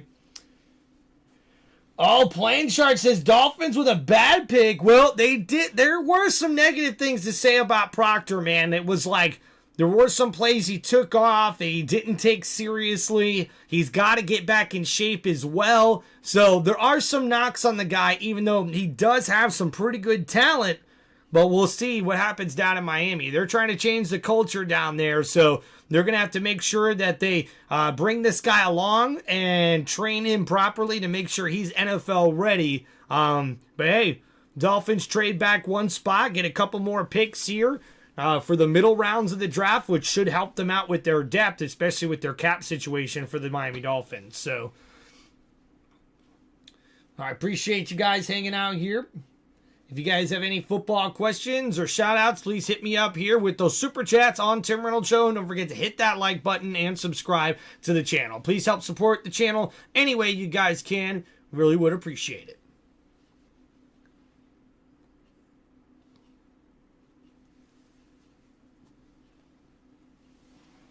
You see a lot of things to build on, and I respect that part of it because I think what you're saying is right. But at this point, the value that you put on that, to take a guy with based on more potential as opposed to what you could get at another position that has more of what you have, you see the productivity, you see the consistency, and maybe I think he's a guy, to me, he's a good backup that could develop into a starter. But there's a Bum, bum, bum, bum, bum, bum. Can I get a stat real quick here? Hembo said a stat. Fewest college starts by first-round quarterbacks in the last 25 years. Obviously, Anthony Richardson had 13, Trubisky 13, Dwayne Haskins 14, Sanchez 16. Now, Ty Simpson has 15 starts as a whole. So everything you're talking about, especially at the quarterback position, is a massive. So we see on Pat McAfee, they're breaking down the starts that Ty Simpson has had. Only 15 starts, which is like some of the fewest ever for any quarterback prospect coming into the league. The fewest since Anthony Richardson was drafted by the Indianapolis Colts, and we see how that worked out for the Colts here. So very interesting to see where Ty Simpson goes. There are some projections that some teams could trade up back into the first round to select him, but we'll have to see what happens. From the Atlanta Falcons, it's a bonus pick. and the Rams have viewed it that way all along after trading their pick, number 29, to Kansas City in exchange for Trent McDuffie. The Rams have done a lot of work on a lot of prospects, including Alabama quarterback Ty Simpson here. They've looked at wide receivers as well, but the Rams have mulled this pick long and hard, and they are expected to go back to the offensive side of the football, Greeny. Ooh. Guys, could this be possibly where Ty Simpson lands? The Los Angeles Rams? I'm interested about this. Oh, guys, it's in! Oh, my goodness, the pick is in, guys! Ty Simpson out of the University of Alabama is the pick by the Rams at 13 overall! In the 2026 NFL Draft, no way! the Los Angeles Rams select Ty Simpson, quarterback, Alabama. Goodness. We have the first Wow! of the 2026 first round. Ty Simpson goes 13 to the Rams. If you've not been following this process, the speculation, or at least the question, had been, would he go in round one at all? He goes 13. Wow. Let's talk about Ty Simpson. You see the big hug there. He spent 4 years at Alabama, but started only one of them. Yeah, Dano for Pat McAfee is losing his shit right now.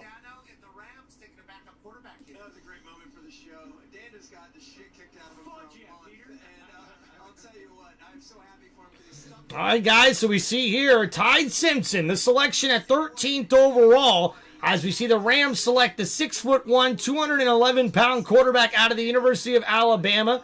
Simpson sat behind Jalen Milroe, became a full-time starter, Jalen Milroe, and became a full-time starter in 2025. Simpson had a very strong outing at the Combine, showing a polished foundation. Mechanically, he has good footwork and drops back and plays with a solid platform. He delivers a very catchable ball in a tight spiral. He has quick release, allowing him to get the ball out under pressure or when pressure's in his face. Simpson does not have the strongest arm, but he can accurately reach all three levels of the defense. He does a good job diagnosing zone defense, anticipating throwing windows, and leading his receivers into those passing lanes when facing man coverage. Simpson can fit the ball into tight quarters. He does a good job keeping his eyes downfield on the move. Despite only 15 starts, he threw for over 3,500 yards with a 64.5% completion percentage and 28 touchdowns with only 5 interceptions. So a great pick as we see Ty Simpson goes to the Los Angeles Rams at 13th overall, and now the Baltimore Ravens are on the clock.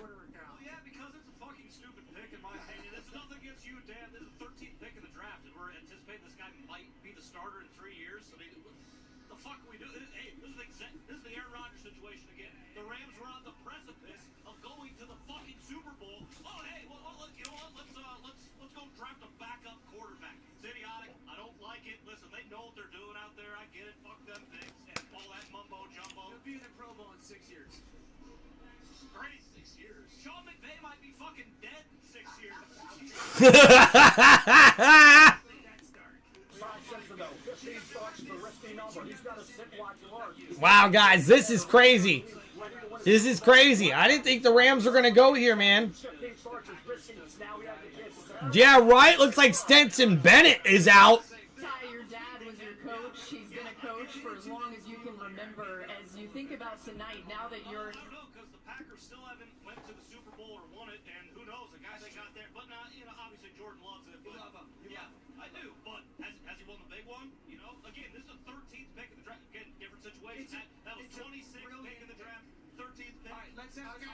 It's a brilliant pick. Let's have an honest question. Let's have an honest question, and Coach, you can speak to this. The Rams likely are picking 28, 29, 30, 31, 32 next year. Okay, so you're not getting a good quarterback in that draft, 29 or beyond. Any year that Sean McVay is their coach, they're not picking early. So at some point, you strike when the opportunity's there to get a guy that you believe is a starting quarterback at a minimum. I don't know about that, though. I can see what they're saying about taking advantage of the pick now and getting your quarterback for the future, but He's already talked about walking away from the game. Yes, sir. And so they didn't really have a backup quarterback on their roster. So I might question when Jimmy Garoppolo says I'm coming back, does that change their thinking in any way? It's their decision that earlier today they called their veteran quarterback Matthew Stafford and told him that they plan to take Ty Simpson tonight as third team. This was a pick that the Rams got from the Falcons, and think about this. When the Atlanta Falcons chose Michael Penix, they did not give Kirk Cousins a heads up. The Rams did that today with Matthew Stafford, and now let's send it over to the commissioner for the very next pick in the draft, Brady. All right, Shefty, that pick belongs to the Ravens. all right, guys, the Ravens are on the clock, and the pick is in. Harbaugh has already made 2 selections tonight with the Giants, and now the Ravens will make their first of the night at number 14. And here indeed is Roger Goodell with the announcement for Baltimore.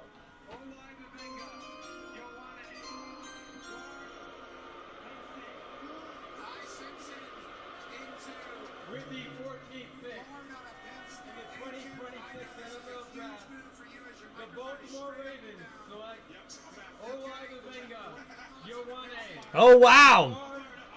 Penn State. All right, guys, so I'm not going to try to pronounce that guy's name, but offensive lineman, 14th overall, an offensive guard from Penn State, goes to the Ravens, so the Ravens go with offensive line here, and now the Tampa Bay Buccaneers, baby, are on the clock. Let's go. Come on. Absolutely deplete the defensive end and then finish. He's a prick. He's nasty. He gets 2 feet in the ground. He's got great technique, great hands, great feet. It's a little bit here, too. Awesome game. I know one thing, the Pittsburgh Steelers loved this kid. They had Not thrilled that he went to Baltimore. no. I don't think so. All right, guys, so let's look at the offensive guard out of Penn State, the number 1 ranked guard here in the NFL draft, going to the Baltimore Ravens. As we see here, he's a prototypical guard prospect with a thick lower body build. He plays light on his feet.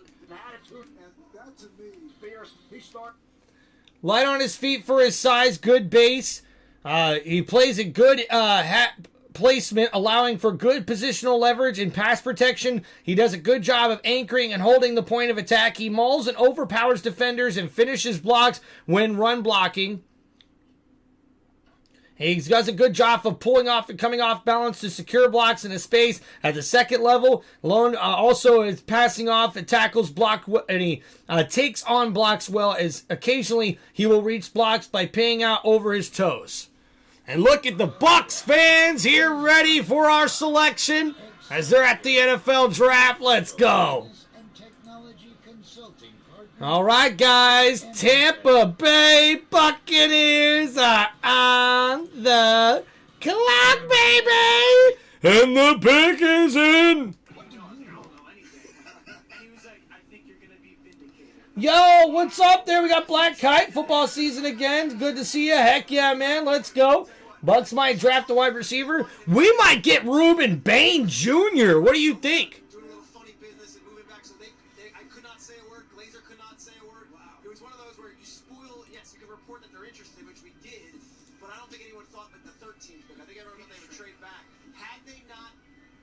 Jeremiah Love and Arizona traded back, that would be where it got a little hairy for the Rams, and it might have been even higher for where it's All right, so Tampa Bay's on the clock right now, guys.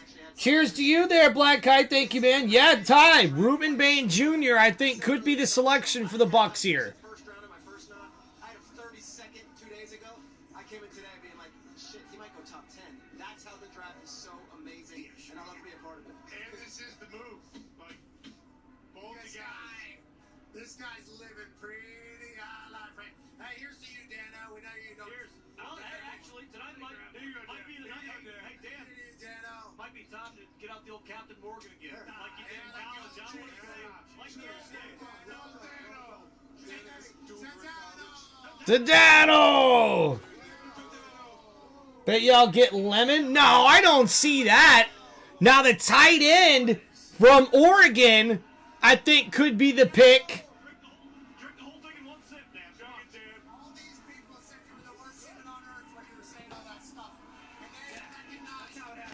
All right, guys, the Bucks pick is in. Let's have a night, America. Let's have a night. Ty Simpson's having a hell of a night. Yo! What's up, Joshua? One of our members here. Imagine going receiver. I think they have other needs. Joshua, I don't think there's any way they go receiver here. Now, maybe the tight end. Maybe the tight end.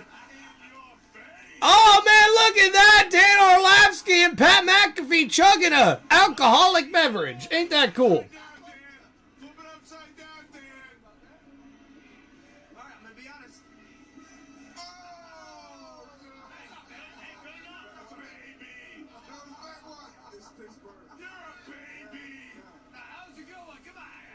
Kevin! Yeah, no, I would butcher his name too as well, man. But the tight end from Oregon, I think this is a great selection for the Bucks to get a really good offensive player. But to me, I think they need defense. So you can get a prime pass rusher right here.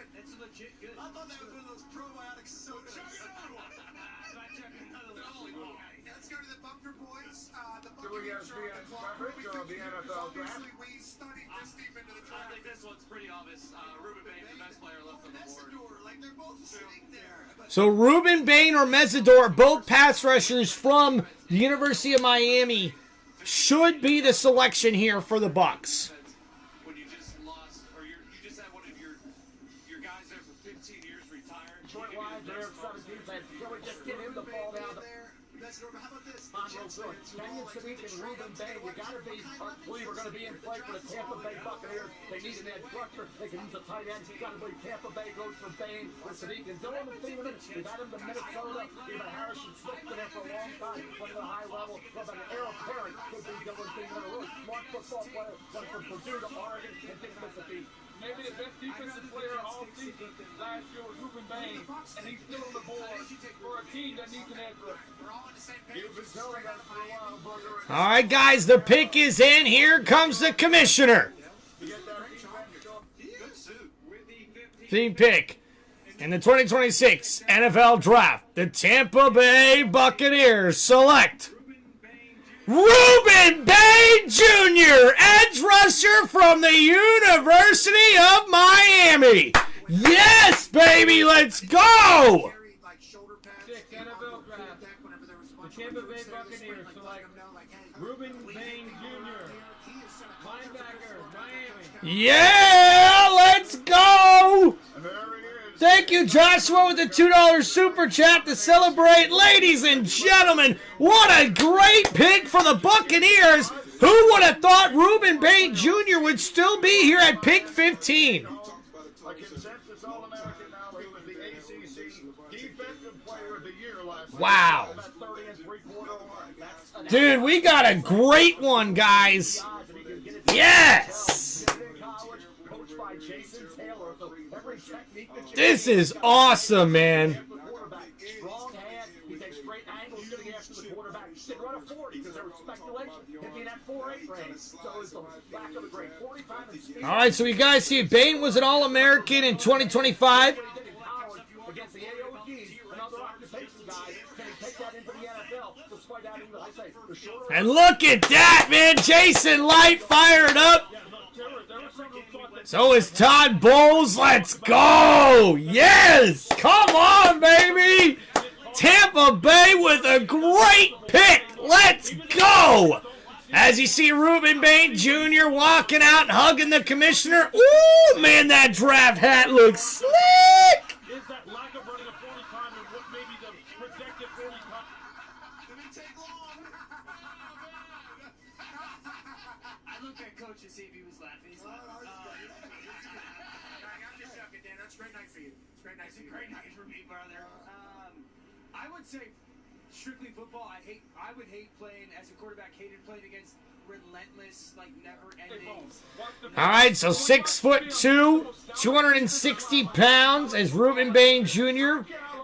is a guy who has get off. He's a consensus All-American, as you're seeing here at the highlights. He's able to bend the edge and get around the offensive lineman to get to the quarterback. He also sets the edge, playing both the right side and the left side. Oh, yeah, look at the DJ Kitty. Let's go. And that's right, guys. He uses power and his hands to get inside on defenders. A great pick here for the Tampa Bay Buccaneers. I want to see what he does in Tampa. The same team that picked me, Greedy. I think he can play in the NFL, and I can't wait to watch him play. Marius Envoy takes us down again to Laura Rutledge, who is standing by with Ruben Bay. Laura. Ruben, you've said you can play line. How will your versatility elevate this Bucs defense? It's my mentality. It's what I can do. That's how I think about myself. I know I'm the best in the country. I'm sure. Every step of the way, you've proven doubters wrong. What gives you the confidence that you can continue to do that at the NFL level? My mentality, I'm telling you, I can do anything I put my mind to because of my mindset. And I know when I get at this next level, it's on and popping. That's what I'm talking about. Thanks. Thank you. So, guys, he's going to be paired up with Calais Canty and Yaya Dobby on our defensive line. Ooh, guys, this D-line looks a whole lot better now, guys. All right, let's get to these overall, description here, the pre-draft analysis, if you will, for Ruben Bain Jr. before we get to the Jets pick coming up next here, guys. So, Bain was an All-American in 2025. He plays with a nasty demeanor and impacts the pass rush and the run. Even though he possesses short arms, Bain is a powerful edge rusher who drives who drives offensive tackles into the backfield. He is good at dipping and ripping through offensive tackles as well. He has an explosion to go through the chest, and Bain also anchors well and sets a hard edge when transitioning speed to power. He does a good job shedding blocks at the top of his rush and is affecting as a pass rusher. So a great pick here.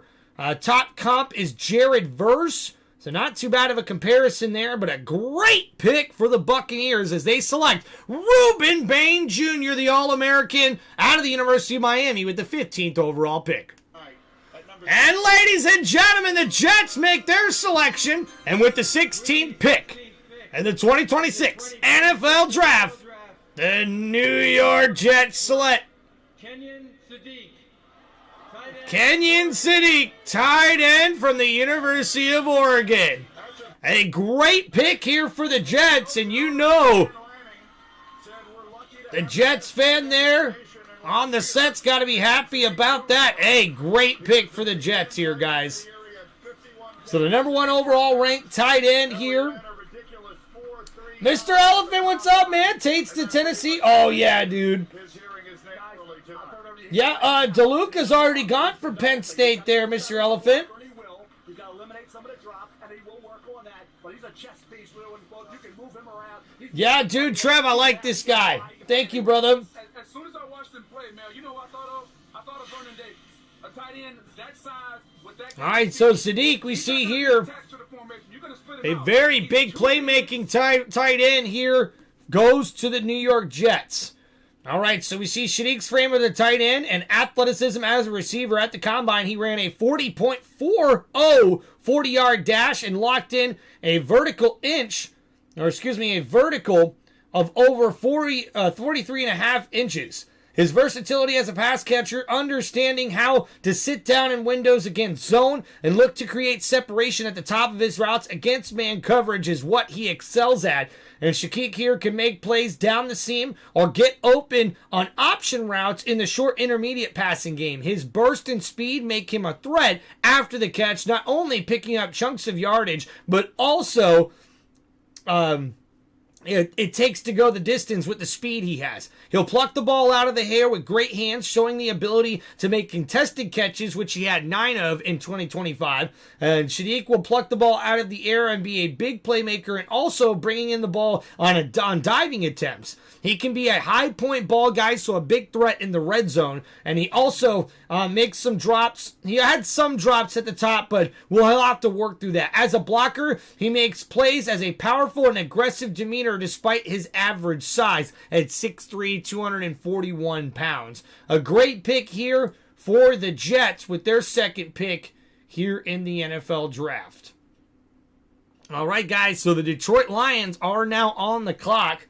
And we'll see what the Lions come up with here next. But on that note, I'm happy for you. Ty Simpson goes in the first round to the Los Angeles Rams at 13. That's the big story. Wow, guys, I still can't believe we got Ruben Bain Jr. I did not expect him to be available there at 15. This is awesome. Accomplished football player. Canyon City, accomplished football player. Want some vets in the building. Let's go ahead and start playing some better football for the Jets. Sonny Styles. Oh, Black Kite says, I feel bad for Sadiq. Yeah, I kind of do too, bro. Off the board, and now we have 16 more picks as the 17th pick is currently in, but we shall wait for the commercial break. Which, good time to remind everybody, Icy Light has Icy Light Mango. It is a delightfully tasty local beer here in Pittsburgh. It's a very good beer. And Bud Light, obviously, sponsoring everything with the draft. Sure. We appreciate Bud Light. Yeah. Icy Light's in Pittsburgh. If you can't have an Icy Light Mongo, why not have a Bud Light? Ain't that right, Dano? Yes. Cheers to the Mongo. No, you won't do the mango. Oh my gosh, just hilarious. All right, guys, got to get a refill on the drink and another snack. So thanks for hanging out with us, guys, here. And you'll see we've got the Detroit Lions now on the clock. The pick is in for the Lions, and we'll see who they end up with here. So we'll be right back, guys. Thanks for hanging out with us. Should have brought in a cooler.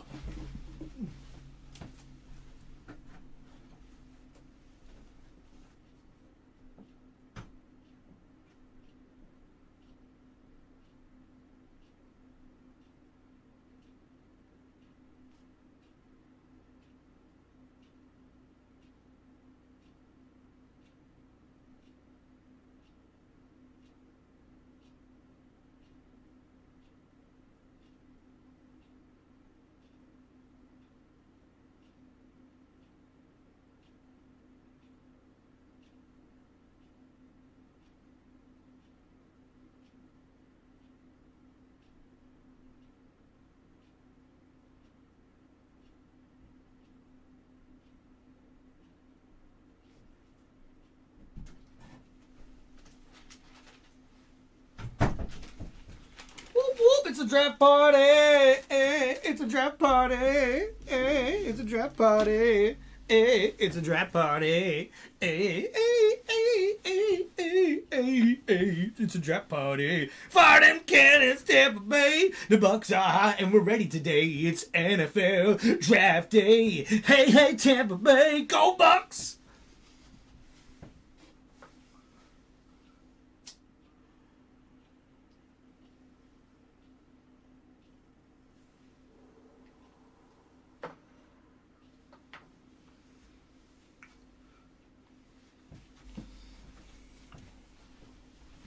All right. Caleb Downs at number 11. And then the Rams selecting for 13. The Detroit Lions are on the board now at 7. The commissioner with a special guest to announce their selection. Tonight, you all have the opportunity to help grant an unforgettable wish. Let's go, Ty. Proud to be part of the global community of wish makers, taking action to support Make-A-Wish during World Wish Month. Tonight, you all have the opportunity to help grant an unforgettable wish.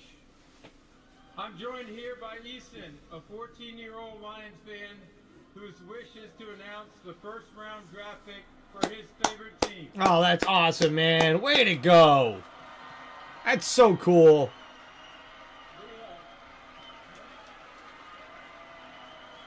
I'd like to ask all of you to join me in cheering on Easton as he makes his wish come true. Take it away, Easton. Bum, bum, bum.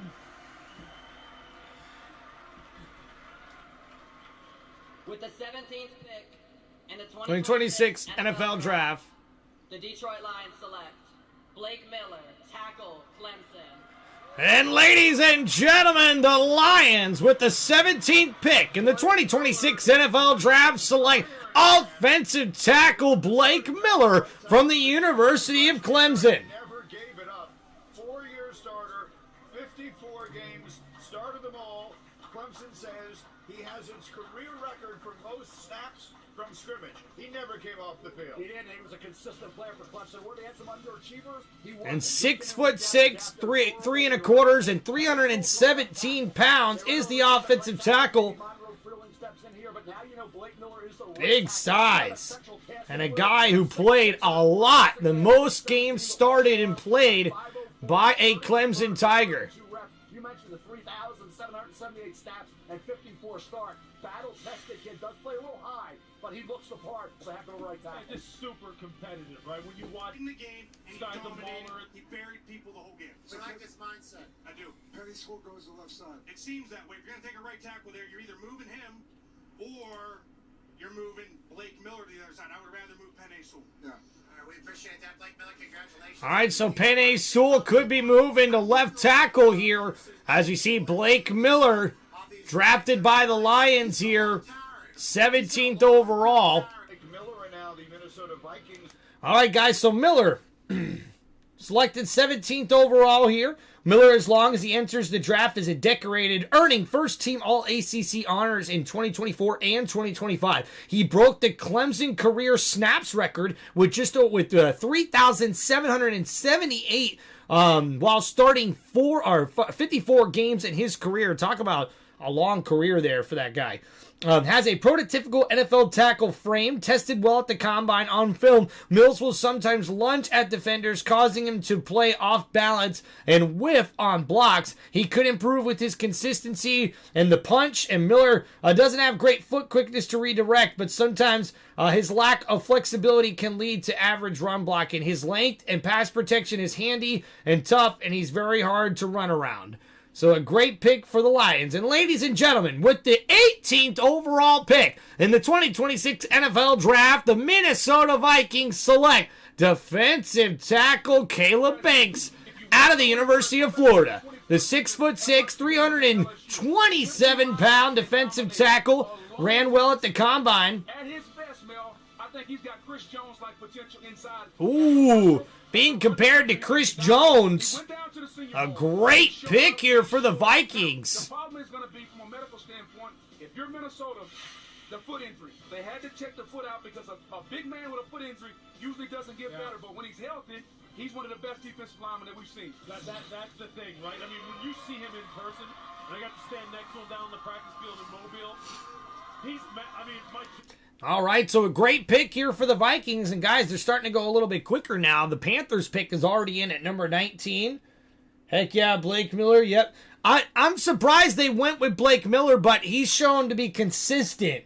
You know, he's got some stuff he's got to work on and improve, but a very consistent offensive lineman there for the Lions. Banks' position and scheme are versatile. He can line up at the defensive end or nose tackle in 3-man fronts. He can line up at the D tackle or defensive end in 4-man fronts. Bank can stock blockers, locate the ball, and shed in time to make plays as a 2-cap defender. He does a good job of slipping blocks and getting into the gap and making plays in the backfield. Banks displays quickness with his ability to split double teams, but he is not a technical or polished pass rusher as of yet. So you're getting a guy here who's going to be really good in the running game, but obviously is going to need some improvements here when it comes to the pass rush. So we'll keep you guys up to date there. The 19th overall selection is what's next. So thank you guys for hanging out with us on Tim Reynolds Show. Don't forget to hit that like button and subscribe to the channel. Ladies and gentlemen, joining us up here is the head coach of the Miami Hurricanes after seeing Bane get drafted in beautiful fashion. Ladies and gentlemen, Coach Moore, first of all. Coach! I'm going to drop down for you. So I like the way you walk there. We can stand. You should stand. You should stand. I should stand. Yeah, you got it, brother. Yeah, because you're way too big of an alpha to Coach, sit down on I'm a that. diehard Steelers fan. Love you. Huge fan. My whole life's I've been this big, so I want to get that in the open. I am. I'm a diehard Steeler. Well, Coach Christopher, I'm going to tell you, what you've done down in Miami, and what you did with that defense, that's that football team in general, man. You're doing a hell of a job. Appreciate Keep you, it up, Coach. man. Seriously. Appreciate you. He would obviously, and you know this, would love the physicality of your team and the mindset of your team. Can you tell us a little bit more about Bane and what the NFL? All right, thank you guys for hanging out with us, man. What's up, Daniel? Barry Sports Highlights. How you doing, brother? Happy Thursday. Happy draft day. Catches breath and he waves him right back out, so that ain't coming out. And so that's what he does in practice every day. And every day in practice, it was him and Francis going at each other nonstop. So you get what you get. Yeah, absolutely. Two studs, obviously, already off the board. Bain allegedly took the pads down to the pool area when recruits were there, trying to pass on the culture of we're beating people's ass. How big is that for your entire, like, kind of Miami mission? Physicality reigns supreme, man. You know, it's got to look a certain way. That's the way we practice. And if we bring a recruit on campus, That's right, man. You got to be physical. Got to bring the physicality when it comes to football, man. AJ Hawk has a question for you, Coach. Yeah, Coach, with Ruben Bain, what I was impressed with, he's not just a pass rush specialist. That guy plays the run. There's not many guys, I think, at the next level. Oh, girl. Do you think he has the capability of continuing that and being an elite pass rusher and play the run like he does? I think undoubtedly, and I think you see it not only in the playoffs, but his 3-year body of work. He's got the most explosive get-off. He's a big, powerful guy. He gets hands on you, and he knocks your ass. All right, guys, so a little past halfway through the NFL draft. A lot of commercials on the ESPN broadcast, so we got Pat McAfee show on in the background. It also gets the selections in a little bit quicker, too. So thank you guys for hanging out with us here today. Don't forget to please hit that like button and subscribe to the channel. Mentioned Mesidor. My final mock draft, I had Bain going much earlier. What would you say? Do you think Mesidor is going to go before the end of round 1 here? What would you say to teams who are kind of, bringing up this bullshit about him being 25 and that maybe scaring him away a little bit? What's wrong with 25? I mean, you know what? It's like, just watch the tape. Both these guys kicked the crap out of everybody, did they not? Yes. Did they not face the best O-tackles in the country and whoop their ass and did it on a consistent basis? Yep. I mean, come on, man. Ball is ball. Woo! And Mesidor's another guy. So they will select next, having made that trade with the Cowboys to number 20. But first, the Panthers at 19, and the commissioner, Roger Goodell. The 2026 NFL Draft, the Carolina Panthers select Monroe Freeland, tackle, Georgia. So Monroe Freeland, the offensive tackle out of the University of Georgia, goes to the Panthers. Oh, and ladies and gentlemen, we've got a huge trade here. The Eagles have just made a trade. No, it's Dallas. Dallas made a trade.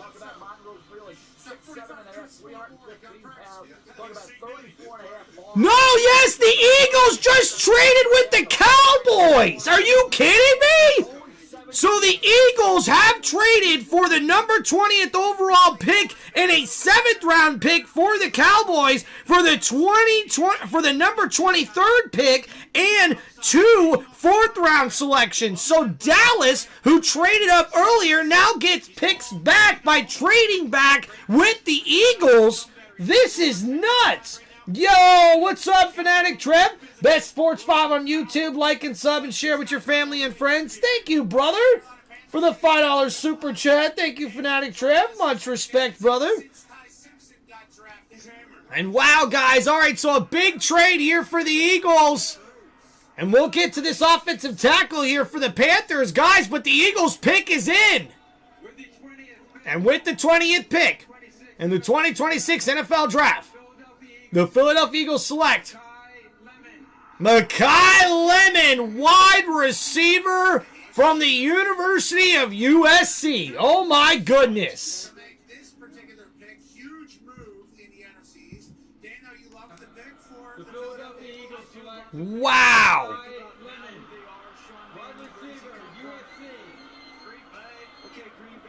So the Philadelphia Eagles take a wide receiver. If you've been following the NFL offseason news. All right, guys, so let's go over the 19th overall pick first as Monroe Freeland goes to the Panthers. The 6'7", 315-pound offensive tackle from the University of Georgia. Freeland stepped into a starting role in Georgia in 2025, and he has prototypical frame for an NFL offensive tackle. He displays natural bend and flexibility in his stance, coming off the ball with the first step quickly. For his size and length, Freeland plays very good pad leverage. As a run blocker, he excels at climbing to the second level to secure blocks and also does a very good job securing the pocket when anchoring in pass protection. There are times when Freeland stops moving his feet on contact, and can be beaten off the edge with speed, but his length allows him to wash defenders out of the play. Frierling will need to continue to develop techniques to harness his strength while run blocking. He only has 17 starts under his belt, so should have a high ceiling in the NFL.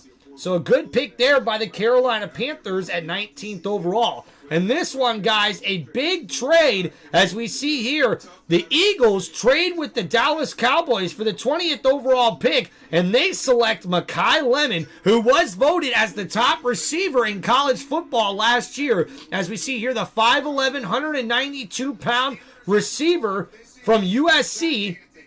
Lemon led the Trojans in receiving yards over the past 2 seasons, primarily playing from the slot. He's a polished route runner and can create separation against man coverage. He does a great job attacking green grass against zone coverage, and while Lemon did not run at the combine, he showed great speed and consistency when he gets behind defenders on film. He is willing to work over the middle, sacrificing his body to haul in consistent catches. Lemon plays through contact well and shows strength at the point, providing a reliable target for the QB. Though he's measured in and with similar hands at the combine, he didn't seem to affect his ability in college. Lemon dropped only 3 balls in 3 seasons. On screen plays, he displayed great spiral awareness when navigating the open field.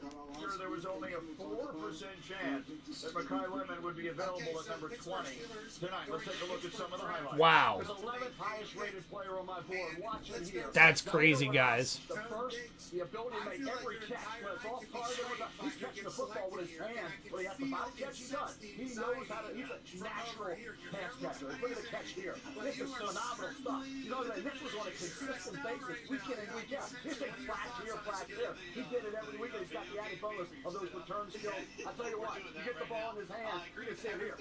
He's going to break tackles. You better bring it as a defensive back when you're trying to tackle this kid, Lou. Yeah, one of the things they love to know about him is football IQ. Against zone coverage, you better not lose him. All right, guys, so the number 21st pick is in. The Pittsburgh Steelers were on the clock, and we'll see who they're selecting here, guys. Makai, from the first time you ever put on pads and a helmet to this moment right here, being a first-round pick in the NFL draft, what has defined your journey? Yeah, I ain't gonna lie, I'm just so blessed right now. And I just praise the Lord for every moment, really. It's a dream come true. I can't even believe this right now. When you look out at those Philly fans and you think about the fan base that's about to embrace you with open arms, what will they love most about you? And they getting it going. It's ready to work. For real. I ain't doing no plan. Thank you, Makai. Congratulations. All right, Laura, thank you. Uh-oh, ladies and gentlemen, something's happening on stage. Da-na-na. Na-na-na-na-na-na. Sorry, Shrey. Da-da-da-da-da-da-da. Na-na-na-na-na-na-na. Dun, dun. Da-da-da-da-da-da. Dun, dun. Da-da-da-da-da-da.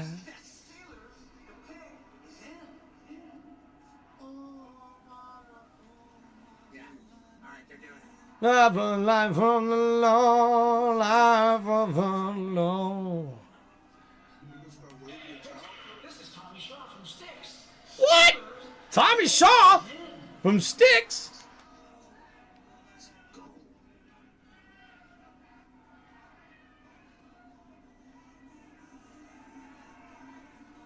Sitting alone. Dun, dun, dun. Sorry about that, guys.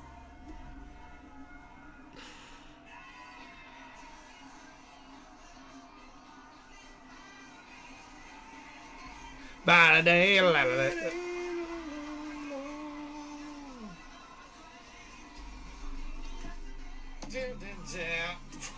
sorry about that. Wild man.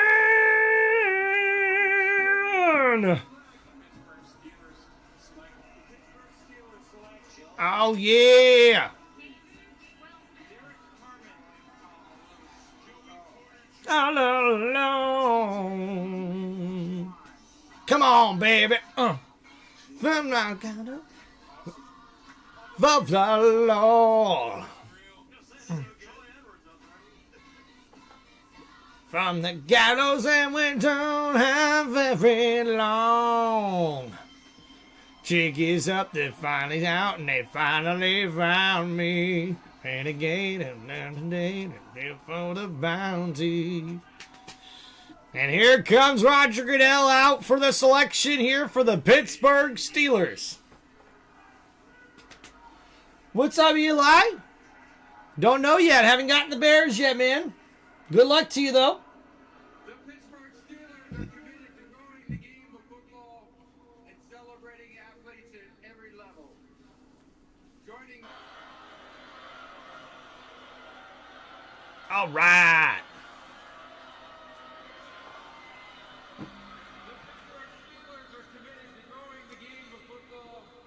Celebrating athletes at every level. Joining me on stage are 6 Jerome Bettis Leadership Award recipients, featuring both high school tackle players and flag football athletes. Jerome? The Jerome Bettis Leadership Award recognizes high school football players who demonstrate leadership, character, and service, both on and off the field. Congratulations to each of you. We wish all of you the best. All right. To continue your football journeys. The last time I introduced the Steelers' first-round pick, I was fortunate to introduce T.J. Watt. And with the 21st pick in the 2026 NFL Draft, the Pittsburgh Steelers select Max Ihanachor, tackle, Arizona State.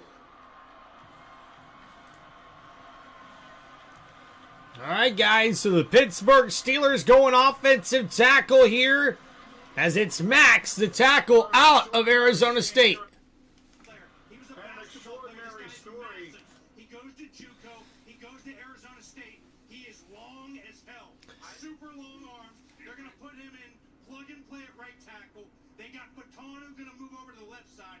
Diggs, I know you're happy because Pittsburgh has been looking for a left tackle for years now. You move Fatano over, you get Big Max, and all of a sudden, you got your bookend tackles for the next 10 years. You like this where he came from, where he is now. That's right, guys. So a big, long arm, 6'5", 321-pound tackle goes to the Steelers here. And he's got good tape here, as we see. He tested well at the combine, tying for the second fastest O-line time at the 40-yard dash with 4.91. He's a late bloomer, playing his first football at junior college level before enrolling at Arizona State. And he is light on his feet and has good movement and skills when moving laterally or climbing to the second level. He has inconsistent punch on film and struggles to be consistent harnessing his power. At times, he can also be overpowered. He's off balance, but it's still relatively new to football, but has a high ceiling as he continues to develop. And you see the family there celebrating. That's awesome. What's up, Lonnie? Tampa Bay? Yeah, man, we got a great pick. That was so awesome. So cool.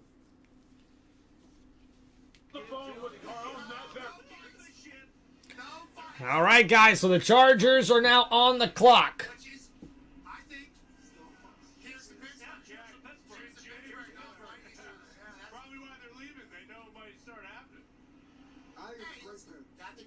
I don't think they're done. Let's go to the Bunker Boys. Tone, Date, Shrakes. How do you feel about the pick? I love it. We talked to Omar today, and he spoke glowingly of him. Steelers draft room happy about that. 13, came over here, obviously played a ton of soccer in Nigeria. Then he played AAU basketball when he came to the U.S. And then in 2021, they were like, why don't you give football a try? So he did. Oh, Ty thinks Simpson's going to be a hit for the Rams. Well, apparently they do too, man. That was, you know, the Rams are literally 2 years in a row, one win away pretty much from getting to the Super Bowl. So I was surprised that they went with the quarterback here, but when are they going to be picking this high again, right? At least that's what they would have to assume.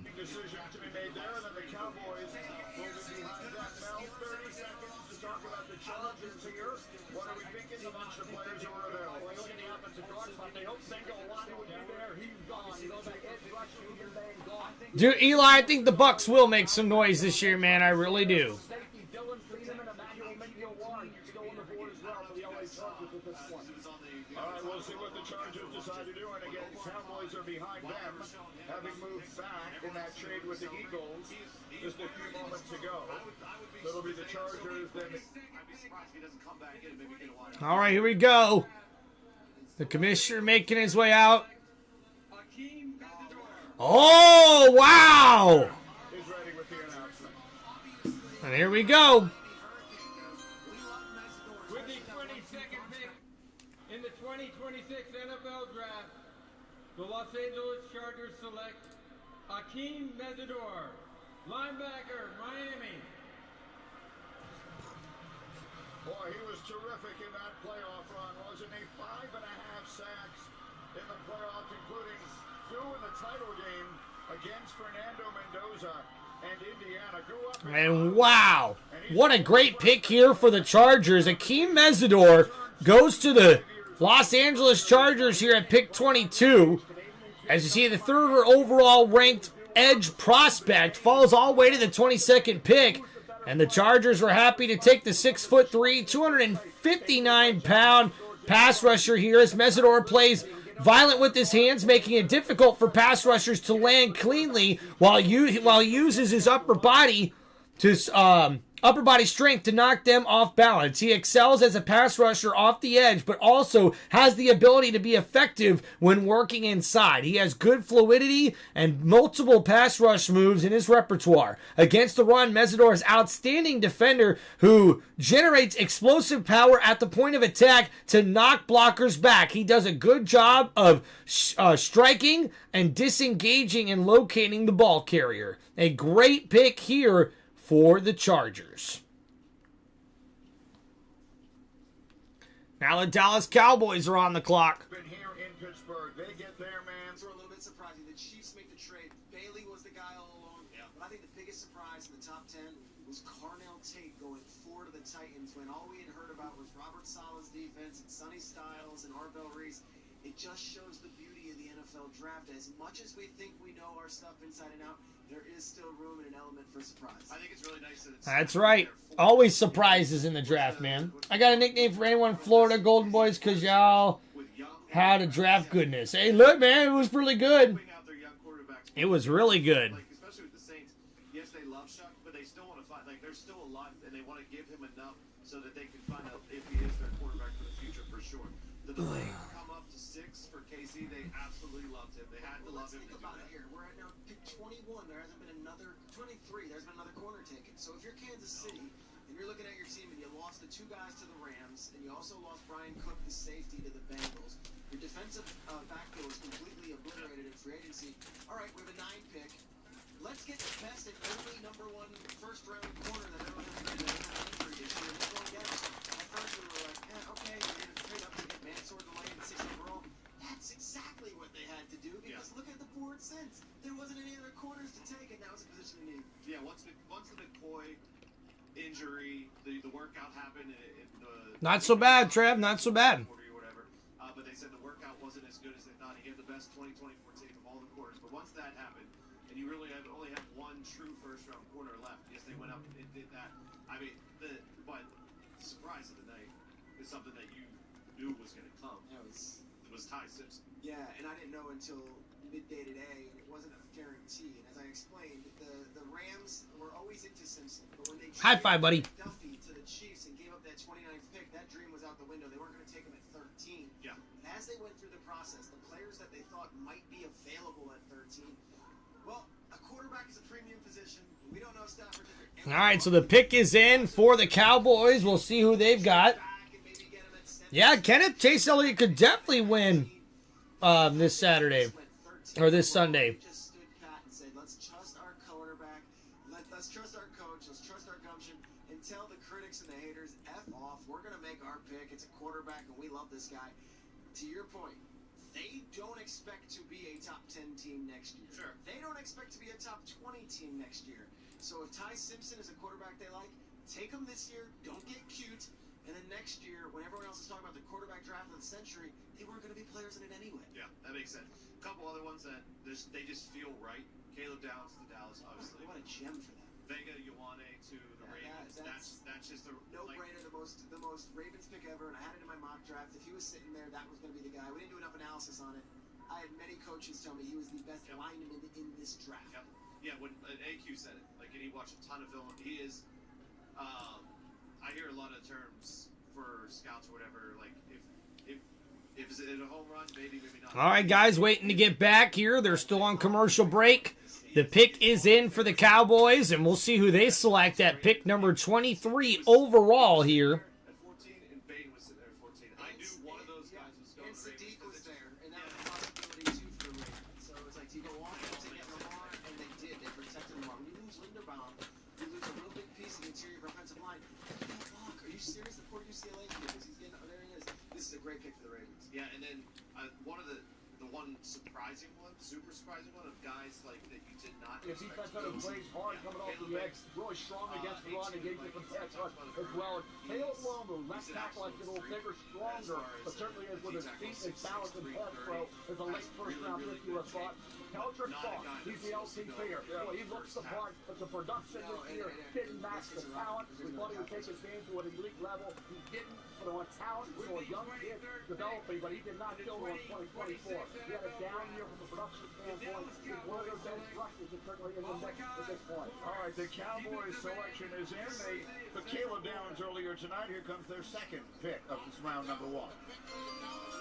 With the 23rd pick in the 2026 NFL Draft, the Dallas Cowboys select Malachi Lawrence, defensive end, University of Central Florida. The Cowboys need a defense. All right, guys.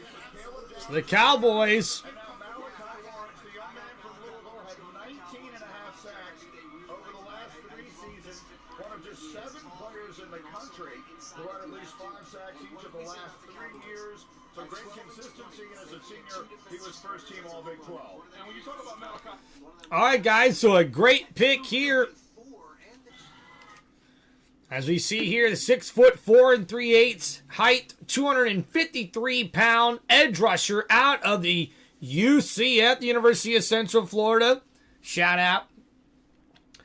See here, the 9th overall ranked edge rusher goes in a 23rd pick in the first round. Lawrence has a high motor rusher with length to get into the blocker's chest as he plays with active hands and keeps offensive linemen from locking onto him. Has very good fluidity, displays the ability to bend and dip while continuing to move forward momentum, slipping past blocks. His skill set enables him to track the ball and play with active hands to shed in the direction of the ball carrier. He has the quickness to shoot the inside gaps and at the snap and execute line stunts. He also can loop to create disruption. Against the run, Lawrence can stack and at times overpower tight ends. He closes as well in pursuit and makes plays in space with his quickness. So a great pick here. Looks like the Dallas Cowboys find a little diamond in the rough here with this guy. A great pick for the Cowboys. All right, thank you everybody for hanging out here on Tim Reynolds Show. Don't forget to please hit that like button and subscribe to the channel.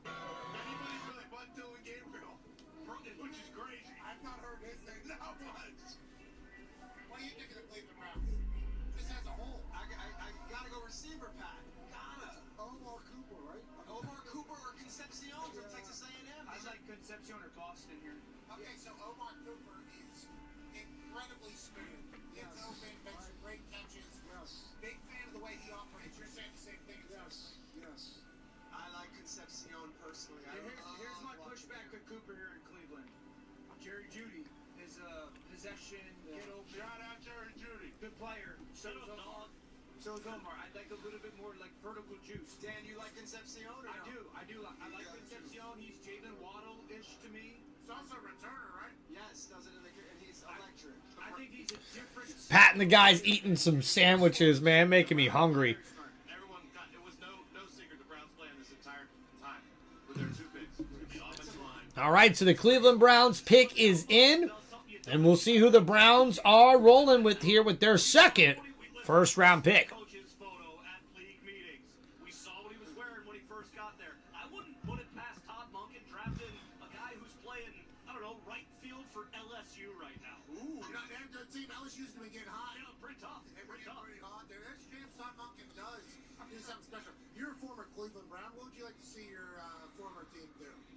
I mean, I think the receiver right now is the way to go. I mean, I really do. The best receiver that Chief thinks on the board right now. And, you know, and again, I mean, the quarterback group, Deshaun Watson, is he going to come? Ty, who will be the third QB off? I'm thinking it's going to be Carson Beck, either in the second or third round. It just depends. Deshaun hasn't played 5-10 years. How long has it been? It seems like that. 4 years, right? Yeah, I think. Looks healthy in the clips I see. I think OTAs. I would lean towards just trying to see if it's Shador's job. It is. I would. And then What happened to Dylan Gabriel? Is he still a football player? Or? Yeah, he is. I guess. Shador, I thought I played him last year. Monken I shook his thought head. Gillen was better in the preseason. Okay, and Shador's a winner. We saw that in the Dylan was not at the facility at all this offseason. Now, people will say he was in Hawaii. It's fine, but Shador was there every day and Dylan wasn't. So that's at least a leg up for They should Shador. draft in stuff that he was there, Shregs. Interesting. Talking about the quarterback position for Cleveland. Go figure, right? So we see here, new head coach Todd Monken, new offense coordinator Travis Switzer, and new defensive coordinator Mike Ruttenberg will now run the Cleveland Browns, who went 5-12 last year. And we'll see what happens. They got to replace a lot of offensive linemen. Well, me for one, I wouldn't stop fucking talking about it all 3 days last year because I felt vindicated and it needed to be said. Deshaun Watson comes out of Matt Bell. Deshaun Watson comes out of a 4-year football hiatus and gets that starting job. It's going to be hard for you, I think. I think people are getting real loud with you. Yeah, sure. Has that ever happened? Has that ever worked? Still waiting on a guy to take fucking 5 years off from playing in the NFL. Listen, hey, we're not playing flag football at some fucking local muni on Saturday, okay? This is the men's league, okay? So, yeah, I mean, we'll see what they do. And Dan, that's real rich coming from you, okay? Yeah. You drink one icy mango, you get drunk up here, you start dancing around because your guy went at 13. So shut your fucking mouth and let's see what the Browns do next. Came to Cleveland. All right, so the pick is in for the Cleveland Browns, and we'll see who they're selecting here. Oh, and what a pick here for the Cleveland Browns. And with the 24th pick in the 2024 or 2026 NFL Draft. With the 24th pick in the 2026 NFL Draft, the Cleveland Browns select Casey Concepcion, wide receiver, Texas A&M. And a great pick here for the Cleveland Browns, getting the wide receiver Casey Concepcion out of Texas A&M. The 6th overall ranked receiver in this draft class, goes 24th overall. As you see, Concepcion averages about 15.1 yards per catch and led the Aggies in yards, receptions, and receiving touchdowns last season. Excuse me. His average size, but gets open as well as any other receiver in this class. Concepcion can win at the line of scrimmage against press coverage who fail to get their hands on him, and he can quickly create separation from defenders in the red zone. Concepcion has a strong and tight areas and short area quickness and burst and suddenness. He displays a natural pass-catching ability with sure hands and is an instinctive open-field runner who easily reaches the top speed and can also add special teams value as he returned 2 punts for touchdowns in 2025. So it could be a guy used as a returner as well. A great pick here for the Cleveland Browns, especially with the 24th overall selection. This now means the Chicago Bears are now on the clock.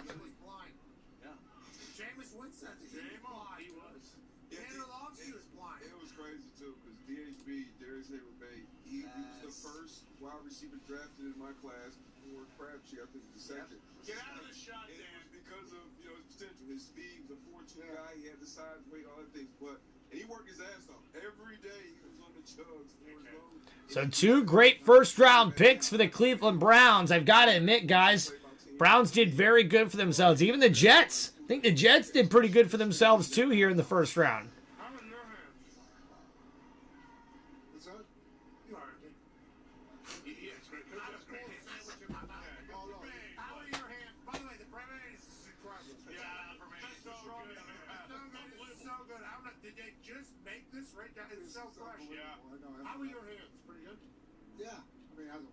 It's like, you know, you have bad hands, you play defense.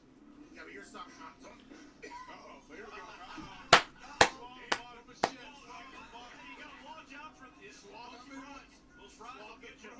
I know y'all are Pittsburgh guys. I mean, what the fuck is this?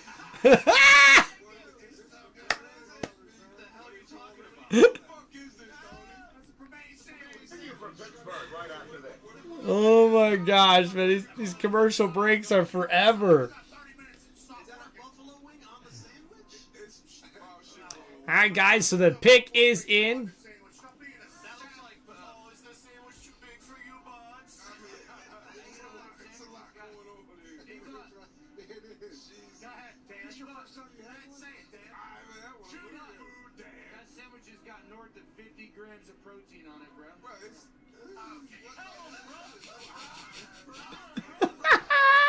Bruh, come on, bro.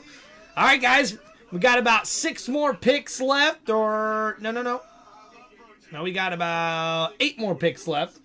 So thank you guys for hanging out with us on Tim Reynolds Show. Eli says, "Go Bears!" Heck yeah, man. Pick is in, 25th overall. We'll see who the Bears decide to take here.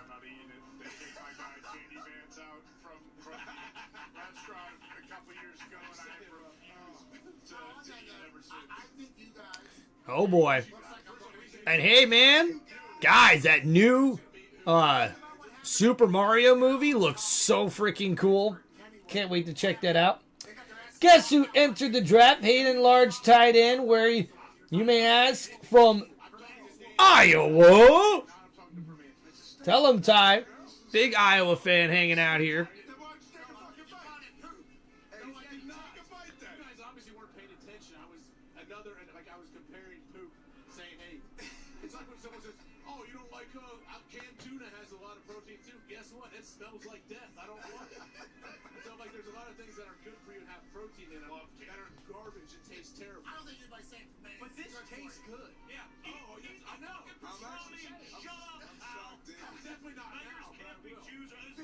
Just take one bite. I got you. Coach Carter, this is the best salted pastrami I've ever tasted.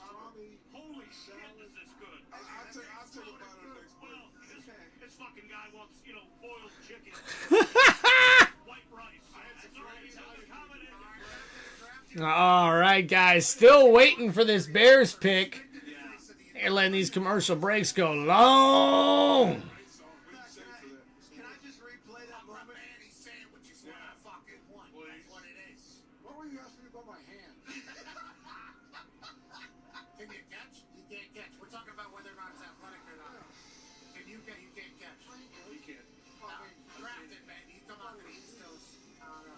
I don't know, says Pat.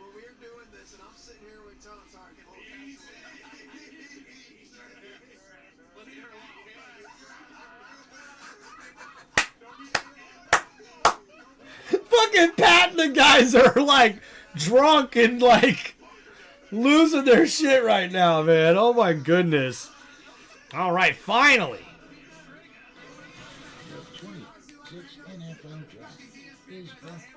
All right, 2026 NFL Draft. Oh, look at that football, Dad. That's cool. Get your own little NFL trading card for yourself when you take a picture. What if Cody goes on Pat Shadio and picks him up? I don't know, Kenneth. That'd be funny.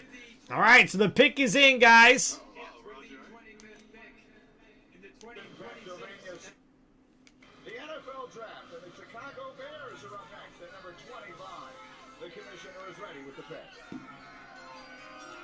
Bum.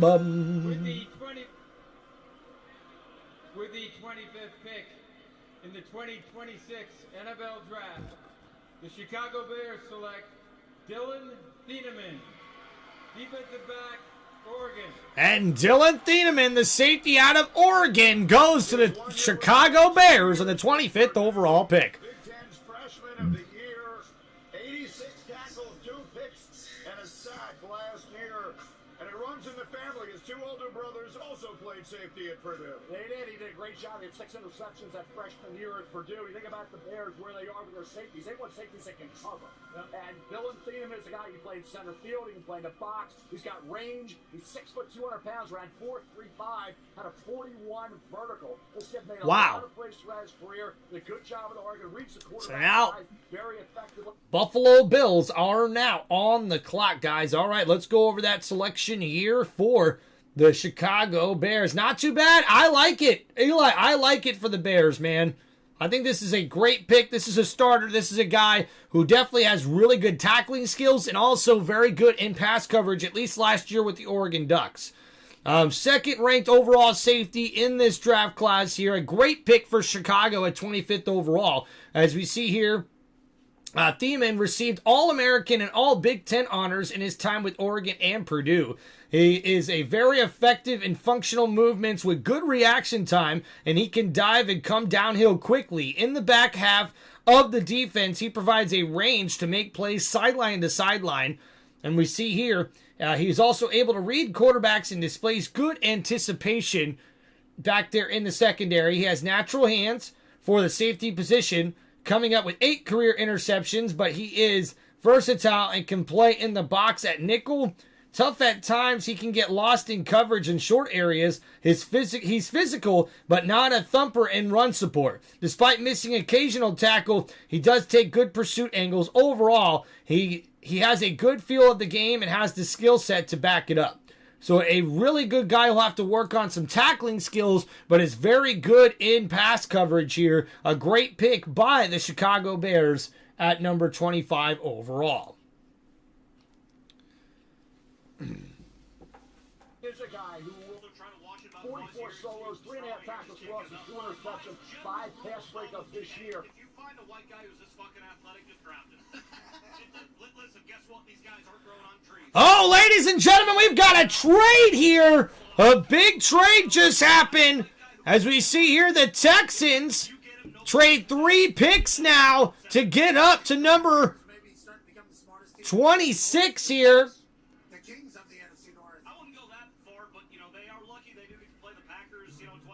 And the pick is in. Oh my goodness, and guys, we've got another trade here as well.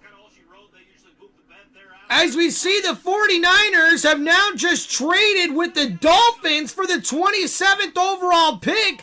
And the Niners, or the Dolphins, trade up to 27.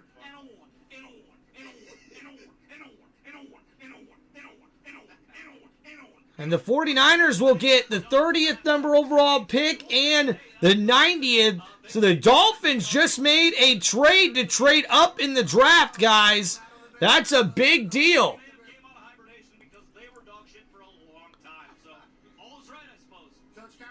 All right, guys, still trying to see what the trade is here for the Texans as far as the overall picks and everything for the move.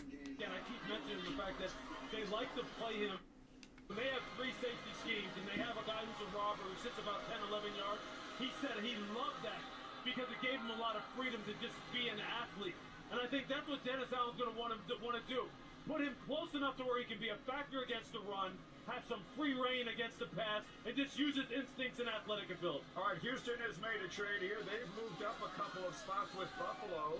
The Texans coming up from 28 to 26, and their pick is in. So the Texans pick is in. We'll see who they're selecting. Houston selection. They won a playoff game last year here in Pittsburgh, of course, on a Monday night, and then had a very rough outing in New England the following weekend. Here's the commissioner with the Texans pick as they move up here to number 26.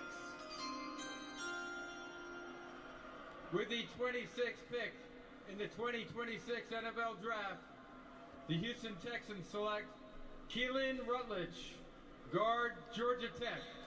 Okay, so they trade up to get a guard. Caitlin Rutledge here goes 26 overall here out of the University of Georgia Tech. Consecutive years since Calvin The 6'3", 316-pound offensive guard goes in the first round here to the Houston Texans. He has the potential to be the best offensive lineman he's ever coached.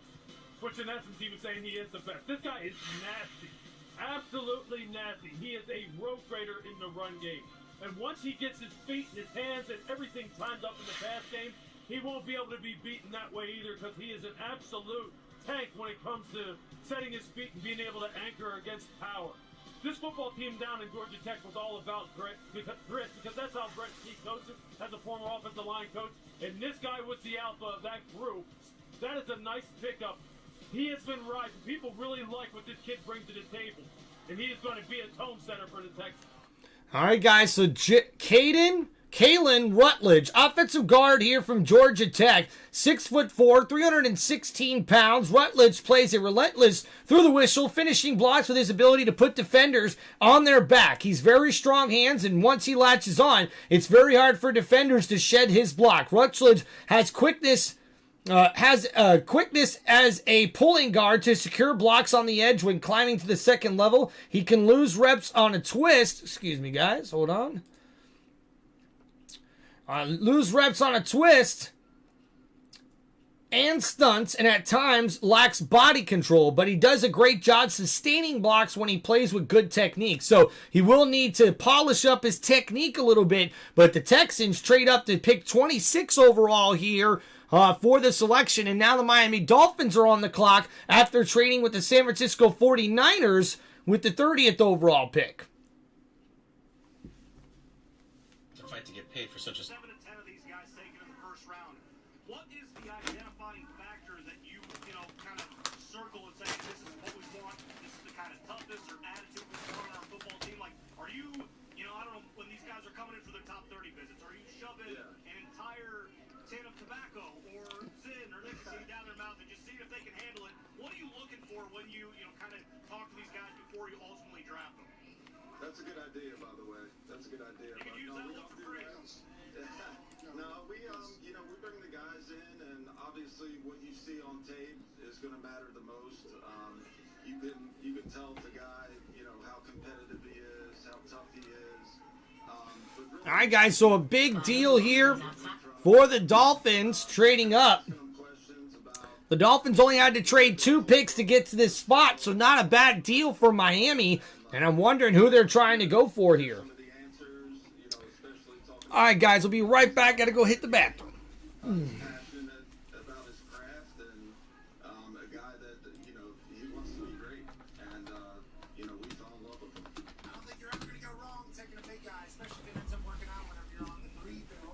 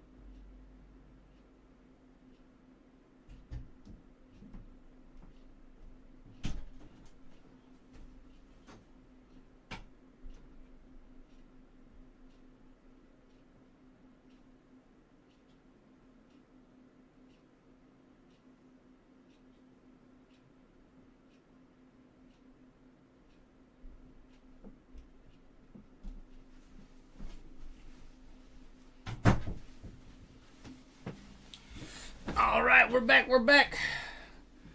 Thank you, everybody. Pennsylvania, where the Houston Texans general manager Nick Caserio already is working his magic. Last year, he made 7 trades during the draft. He's now made 25 trades in the last 5 drafts, and in this draft, he's already made his first draft trade, moving up in this draft to get Keelan Rutledge. We also saw the Dolphins' new general manager, John Eric Sullivan, make his first 2 trades. Back to you, Greeny. All right, Shefty's Inside Report brought to you by Marriott Bonvoy and the Commissioner. All right, guys. So the Dolphins pick is in here at 27 overall. 27th pick in the 2026 NFL Draft, the Miami Dolphins select Chris Johnson, defensive back, San Diego State. All right, so the California kid stays in California, grew up in Long Beach, then a 2-year starter at San Diego State, where he was the Mountain West Co-Defensive Player of the Year as a senior. Now he had 4 interceptions, 2 pick-sixes, and a sack. He was an ascending player, as has been Colton Hood, cornerback. So we see here Chris Johnson, cornerback, just over 6 foot tall, 193 pounds. A big, lengthy guy here for the corner position for the Dolphins as they trade up to get this guy. And late, doesn't get handsy, grabbing, intercepts the football. So I like the fact that when you come into the NFL, some of these college kids, they're heavily penalized because they can't locate the ball, and they panic a little bit at the end of the route. He does his footwork very good. He was a very willing participant in run support, very sound tacklist, and the way he made plays on the ball was consistent basics, Lou. As a former defensive back like you are, you gotta love it. You see it here. You saw it throughout the year. Boise State game, he had 6 solo tackles and a pass breakup. He was outstanding against Cal, had a pick-6 and another pass breakup. And ladies and gentlemen, the Buffalo Bills trade the pick again, this time with the New England Patriots. Holy crap, they trade the 31st and 125th overall pick, and now Buffalo trades back again in this draft. So we see here Johnson had 4 interceptions last season, 2 returned for touchdowns. He shows good instincts, diagnosing route concepts from zone and off-man coverage before undercutting them. When playing the ball, Johnson does a great job tracking it and dislodging it from the receiver. When in the phase and working the trail position, he can locate the ball. Johnson has enough speed to keep up the pace with a vertical wide receiver running 4.40 on his 40-yard dash as well. At the combine, his speed shows up with his recovery ability when he's beaten off the line of scrimmage or in the end zone. But guys, we've got a big trade here as the Patriots trade up to the 28th overall pick, and now the commissioner's heading to the podium. Up from 31, a few spots to 28, trading inside the division with the Bills. So the Pats, who were in the Super Bowl a year ago, will make their first selection of the night.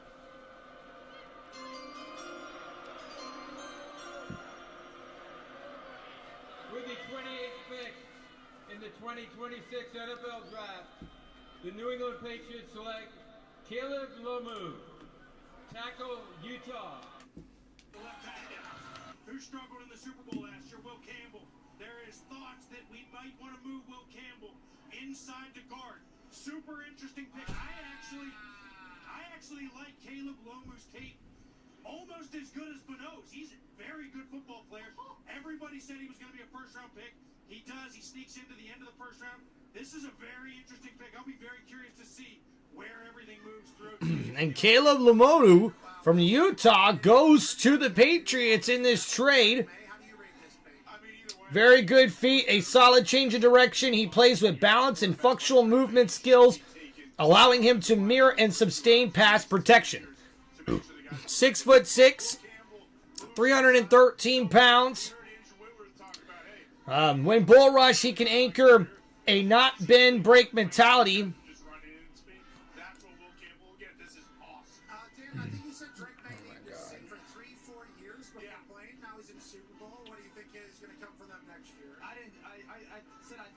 Good hand placement, doesn't have the strongest hands though, which can lead to issues sustaining blocks in the run game. He's more of a positional blocker, not a player who is consistent.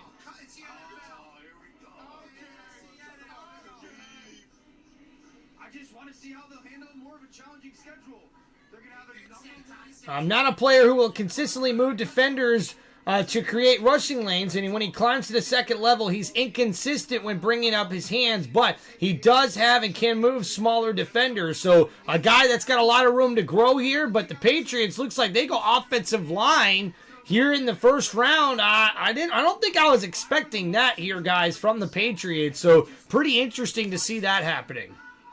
And guys, don't forget as well, while we're talking about it, to make sure you guys go get a vote in. I got a poll right now in my post section, my community section. Go check that out for tomorrow's live stream. and appreciate you guys hanging out on the channel. That's what I'm saying. And he's already paid. But what I'm saying is, if you are the Rams and the Pickens news breaks today, what happens if the Patriots think that they can get Pickens for a cheaper number that they can get A.J. Brown? What happens if the Rams then think they can get Pickens or A.J. Brown? Those are worthy thoughts. Okay, sounds good. Let's go back to the Patriots picking offensive lineman. I would like to see if the Rams, and once again, maybe he was being told by the Rams all a long time, Simpson. So we don't know what Orlovsky knows. That's true. And we don't. Hey, there's a chance that he wrote a check to CIA today for $1.5 million or something like that, and said do whatever you got to do. Get this guy in the first round because I'm not taking any fucking heat, any bullshit. Do you think Dan did that? Yeah, there's a chance. So Dan's actually not getting paid. All right, so the pick is in here as the Chiefs are now on the clock. And we'll see what Kansas City has. So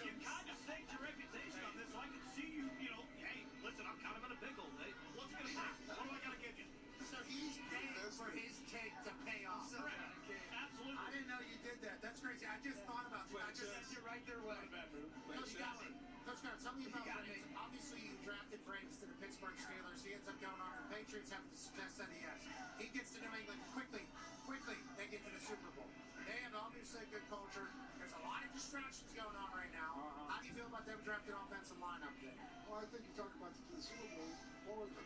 I was pretty surprised here, guys. I did not expect New England to draft an offensive lineman in the first round, let alone trade up to draft one with the Buffalo Bills. Buffalo trading back in the draft twice already here in the first round. So there has been a lot of trades. People did say that was going to happen. It's real loud up there. Yeah, it is real loud. But all eyes are on the draft. You think the Chiefs go receiver or edge? They need a receiver, I think. But again, Falk, Howell. I think they go edge. Omar Cooper's still on the board, guys. And he would be But great. he's Rasheed Rice. He's a similar player to Rasheed Rice. They do need D-line help. Can we look up some Patrick Mahomes stats over the last couple of years? Hey, they could go guard. That would be the 10th offensive lineman drafted tonight. DeSantis? Yeah. What guard would it be? That would be DeSantis from Texas A&M. Interesting. They think the Chiefs are either go for receiver or offensive guard here, or maybe pass rusher. Third time for our draft moment, brought to you by Accenture. We've had two quarterbacks selected tonight. The first was no surprise at all. Fernando Mendoza going number 1 to Las Vegas. The second was a big surprise indeed, and that was Ty Simpson being selected number 13 to the LA Rams. So the two quarterbacks off the board tonight. We've had quite a bit of wheeling and dealing here late in this round 1. So Kansas City is currently on the board. This is a spot that they occupy in a trade they made earlier this offseason with the Rams, but now the Jets have moved up a spot behind them. So the Jets are picking at 30, but it's Kansas City who'll be making their next selection here after trading up earlier tonight to take Mansour Delane. So the Chiefs have been active. They got the defensive back they desperately needed early in round 1 and now late in round 1 with their second first round pick. We'll see which direction they choose to go. All right, guys, as we see here, Kansas City with the number 29th overall pick in the 2026 NFL Draft. 29th pick in the 2026 NFL Draft, the Kansas City Chiefs select Peter Woods, defensive tackle, Clemson.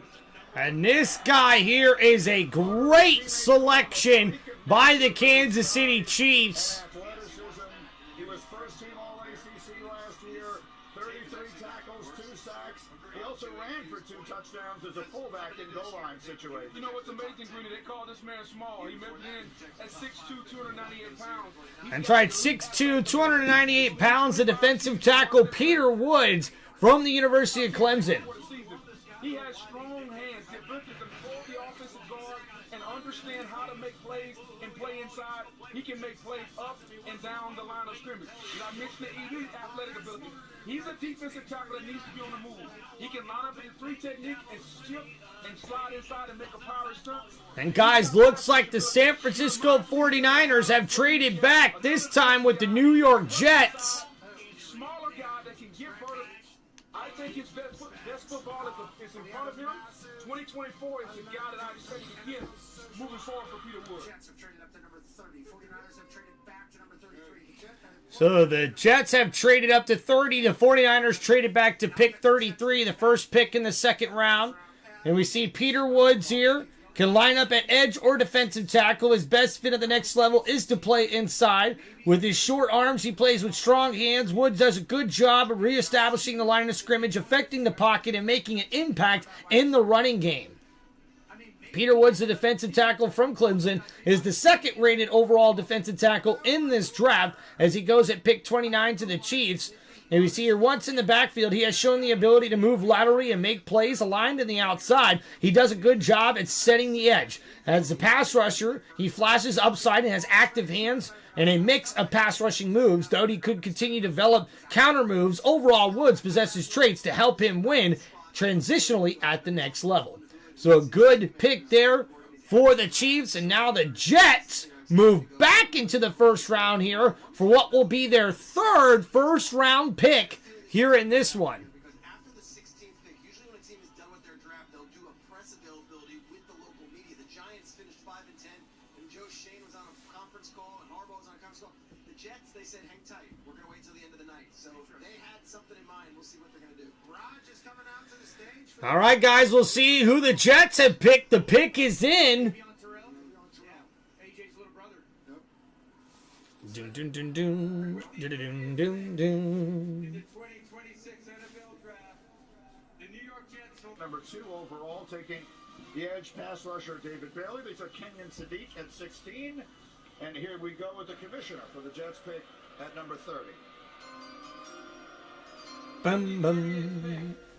In the 2026 NFL Draft, the New York Jets select Omar Cooper Jr. Oh, wow. So the wide receiver from the University of Indiana, Omar Cooper Jr., goes to the New York Jets here at pick 30 at the end of the first round. A great selection for New York. And the Jets here stacking players in the first round as we see the 5th overall ranked wide receiver in this NFL draft. 6 foot, 199 pounds is Omar Cooper Jr. Cooper lines up primarily in the slot, but also has experience flexed out wide. He can be explosive with good initial burst and acceleration off the line of scrimmage. Cooper mostly threatens his vertical presence in zone coverage. He does a good job of finding spots in the defense. In man coverage, he plays off of leverage off of the defenders to create separation. He's not always effective in getting out of his breaks, but Cooper has been inconsistent as a pass catcher, but makes acrobatic plays after the catch. He can be tough to bring down. He is a physical as a blocker as well, but is inconsistent in sustaining blocks. So some room to grow here for the wide receiver out of the University of Indiana that helped Fernando Mendoza and the Indiana Hoosiers win the national championship last year. Fernando was going to him out there in Bloomington. He's looking picks left for all these teams, obviously. So the Bills are now on the clock. Only 2 more picks left here, guys, to the end of round number 1.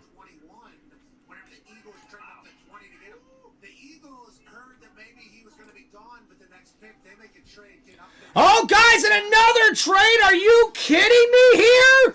The Bills trade back again. What are the Bills doing?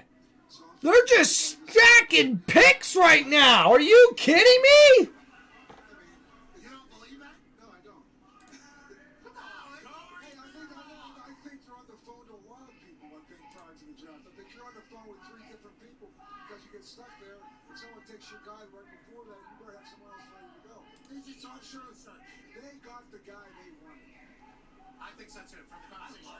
And guys, here it is. The Titans have moved back into the first round. What are they looking to do here? So Carnell Tate, the wide receiver out of Ohio State, so they went offense the first time around. Mel, what were we looking at here for Tennessee? Yeah, you know what they needed? Yeah, edge rusher was a big thing for Tennessee. Play off the edge and get after the quarterback. Interior of the offensive line. Yeah, we talked about linebacker, Lou. Yep. Yeah, defense looks, I mean, look, if you're Robert Saleh, you're sitting there going, hey, look, I need to get I need somebody to help out, as you talked about, Bill, I need somebody to help out Jeffrey Sims. I need a playmaker. What is the trade details?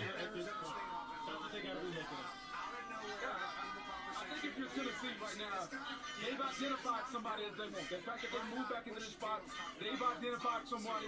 Robert Saleh needs somebody up front to bring some juice. We know he wants to run forward and get after the quarterback. It'll be interesting to see who this pick here. We have one player left in our green room for whatever that is worth. It's Keldrick Fall.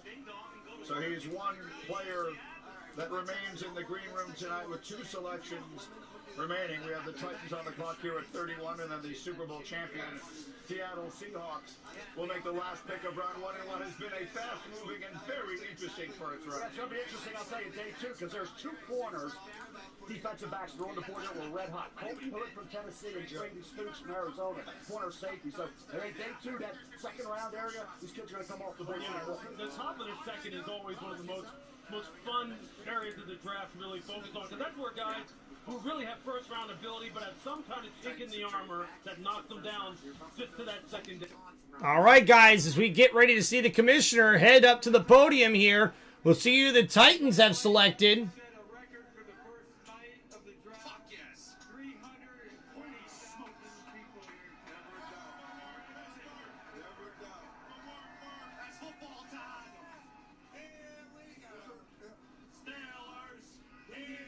It looks like they set an attendance record for the draft. That's awesome.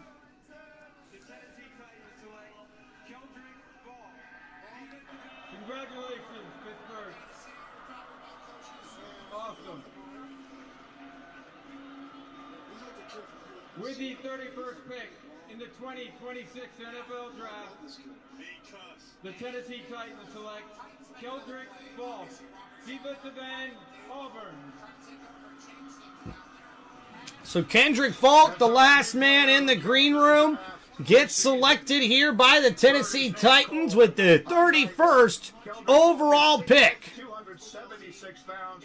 He played 3 years at Auburn, started the final 32 games of his career, and had 10 sacks. I'll tell you what, you talk about an LTP or he looks the part. Why didn't he produce better results? That's kind of the theme of some of these defensive linemen like Peter Wood, talking about TJ Parker. Keldrick Falk, when you look as good and you test as well as he did.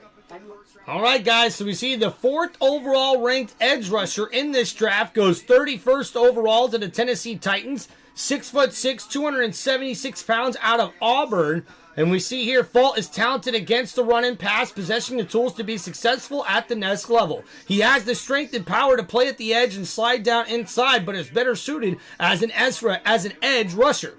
Fault is very long, which keeps blockers off his frame. His vertical rush speed beats offensive tackles over the top, and he is a savvy shedding blocks.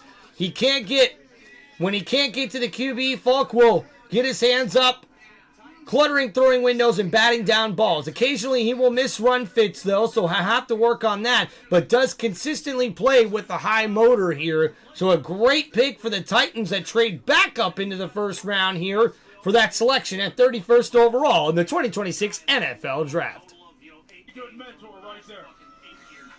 Congratulations to Keldrick Falk. I'd like to correct something I said a moment ago with my apology. There are still 2 players who are here in the green room and have not heard their names called yet. Caden McDonald and Colton Hood. So we'll see. Well, thank you there, Mike. Tonight and then tomorrow night, obviously, Greeny. rounds 2 and 3. So I apologize as I was looking at the wrong list there. So there are still 2 players who are in the green room waiting to hear their names called, which they certainly will be between tonight and tomorrow. Keldrick Falk, meanwhile, going to Tennessee. Well, I think you look at edge rusher, was a big need area. He fits the bill of that if he can be productive, if he can take that talent and go out and perform to the level of Says, you know what? Hey, you didn't say anything about me. Bingo. I appreciate Dan doing that for us. Me too. He does that often. And I'll take it with a grain of salt because I know his BAC is probably like, 0.25 right now after that one icy light mango he drank earlier. So listen, I'm going to give Dan a pass. Maybe be kind. You know what? You're right. Be kind. Hey, it costs nothing to be kind, right? Just a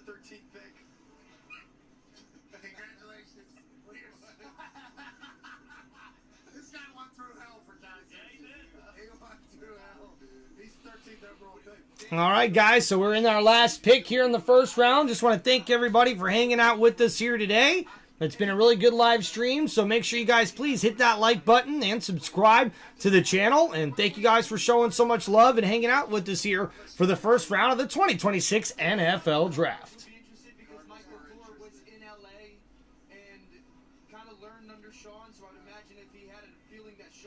So the pick is in here for the Seahawks. The Jets would be somewhat, but I don't think at 16. I thought the Jets maybe at 22, 23 traded back. The Jets weren't in it, Pat. It was always going to be Cardinals and Rams, and then there was some talk of maybe the Browns being interested to trade back or at the start of the second round. They didn't do it. But I would say this. If you're the LA Rams, you did take Ty Simpson. But if you're looking at some of these guys, the guards, the Kalen Rutledge, I'm not knocking these guys. You're looking at some of these unknown players, maybe at the end of the first round, where I told you the cliff's going to go off a little bit. It's not going to be those household names. The Chris Johnson of San Diego State. You got Trent McDuffie for the 29th pick. That is the haul also. So it's Ty Simpson and it's Trent McDuffie, and that's the Rams' first round. Make a good point to the Rams with drafting Ty Simpson at 13th overall. Also have the all-pro cornerback McDuffie from the Kansas City Chiefs, and that really is their first round if you look at what the Rams have done today. Matthew Stafford, very similar to Aaron Rodgers, has already won, tail end. How many more years does he have? When's the right time to do it? We're not going to have a good draft pick. We're not going to have a high draft pick. But are you sacrificing a really good player right there that could potentially get you over the hump, especially with how they've been able to enact rookies and younger players immediately into their system? Are you sacrificing maybe one added piece that could get you over the hump for what the future is? That's what you were mad about, basically. But I, as a Colts fan... All right, guys, our last pick is in. As we're waiting to hear who the Seattle Seahawks, the Super Bowl champs, select here to end the first round of the 2026 NFL Draft.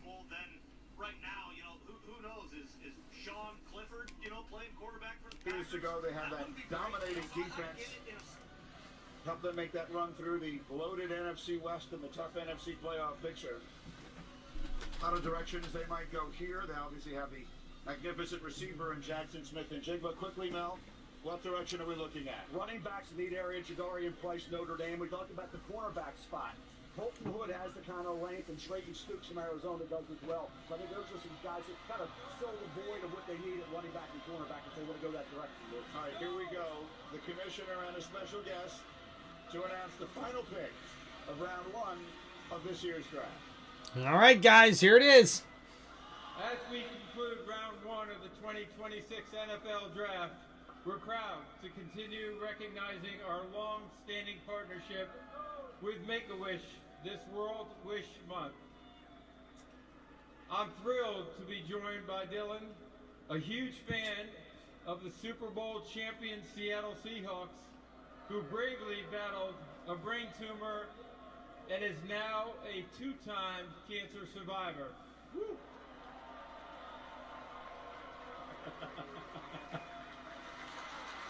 That's awesome. This is a wish come true for Dylan, and a chance to take part in one of the most exciting moments in our league. Dylan, when you're ready, stage is yours. Brum, bum, bum. What's going on, Pittsburgh? Yeah! I'm so excited to be here to represent the 12s. Hell yeah. Oh, and the reigning Super Bowl champion Seattle Seahawks! That guy's pumped up, huh? And with that, with the 32nd pick in the 2026 NFL Draft, the Seattle Seahawks select Jadarian Price, Notre Dame, running back. Wow, and there you go. The pick that a lot of experts had the Seahawks taking at the end of the first round is running back out of Notre Dame, Jadarian Price. And look at that. The two top running backs in this draft played at Notre Dame. That's awesome. I saw Ron, a big Notre Dame fighting Irish fan, and I love Jadarian Price's attacking style. What he needs to work on is ball security, get more reps, catch the ball. So as I said, as a pure running back, Jadarian Price is going to be a tough guy to handle. You watch him here. He's got change of direction. He's got burst, and he's going to run hard, and he will break tackles. And he's got all the way potential. potential both as a runner and as a kick returner where he excelled. Jeremiah Love was the pass receiving option. He's got to get more experience there. He did have 4 fumbles, 3 costly fumbles inside the red zone area, inside the 10. So those fumbles, that ball security's got to improve for Jarian Price. He's got to get a little bit better at blocking in terms of pass pro. But running the football, he does it like just about anybody in college, better than anybody in college football this year, except for Jeremiah Love, his teammate. He's a home run hitter, man. 4.45 speed. A lot of positives. That's a great pickup. So the Notre Dame Fighting Irish had 2 running backs going round 1 tonight, Jerry. And how about that, guys? As you see, Jadarian Price, 5'11", 203 pounds, the second overall ranked running back in this draft class, goes for the last pick in the first round. Price split time with Jeremiah Love at Notre Dame's backfield. Price's good combination of size and speed. Excuse me. He runs downhill and has more of a one-cut running style. Price shows good vision, does a nice job finding running lanes. He's also a productive runner outside the box on stretch plays. Displays accepted quickness to accelerate and outrun defenders, defending angles. Price has a change of direction ability to continue to gain positive yards while cutting to see him steering of the bus on film. He shows good contact balance too. Price has some ball security issues in 2025. He'll need to tighten those up, and also we'll need to see how he's able to be utilized as a pass catcher out of the backfield as well. He is a decent run blocker from what I've seen of his film as well, guys, and this is a great pick, I feel like, for the Super Bowl champion Seattle Seahawks. So thank you guys for hanging out with us here today. This has been Tim Reynolds Show's NFL draft coverage here for the 2026 NFL Draft as we get ready here to sign off. Just want to say thank you guys for hanging out with us here today. It's been an incredible live stream, and I appreciate you guys with all the love and support you've given Tim Reynolds Show. Please make sure you guys hit that like button and subscribe to one of the most electrifying sports entertainment channels on YouTube today. This is Tim Reynolds Show. Now let's go. Peace out, everybody. Hope you enjoyed the live stream. Don't forget to check us out for tomorrow night for the 2nd and 3rd round of the NFL Draft. As a matter of fact, guys, we've got a poll going right now on my YouTube channel. Make sure you get your votes in there for what we want to do tomorrow. We'll either be doing the 2nd and 3rd round of the NFL Draft or WWE Friday Night SmackDown for you guys. So hope you guys enjoyed the live stream with us.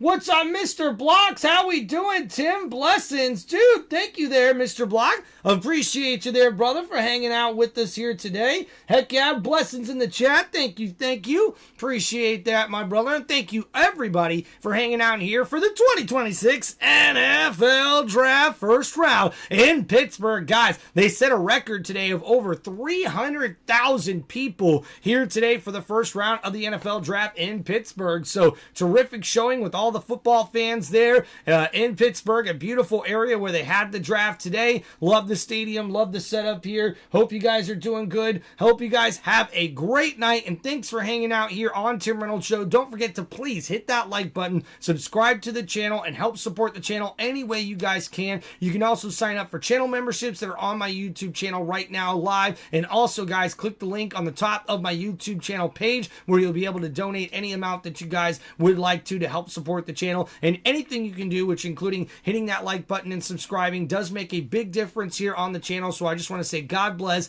and thank you guys for hanging out with us here for Draft Day, baby, here in the first round of the 2026 NFL Draft, reacting to each pick and breaking it down for you guys. Hope you enjoyed, man. Blessings to you guys. Peace out, guys. We'll see you next time. Have a good evening from Tim Reynolds Show. Peace out, everybody, and enjoy the rest of your Thursday night. Peace out.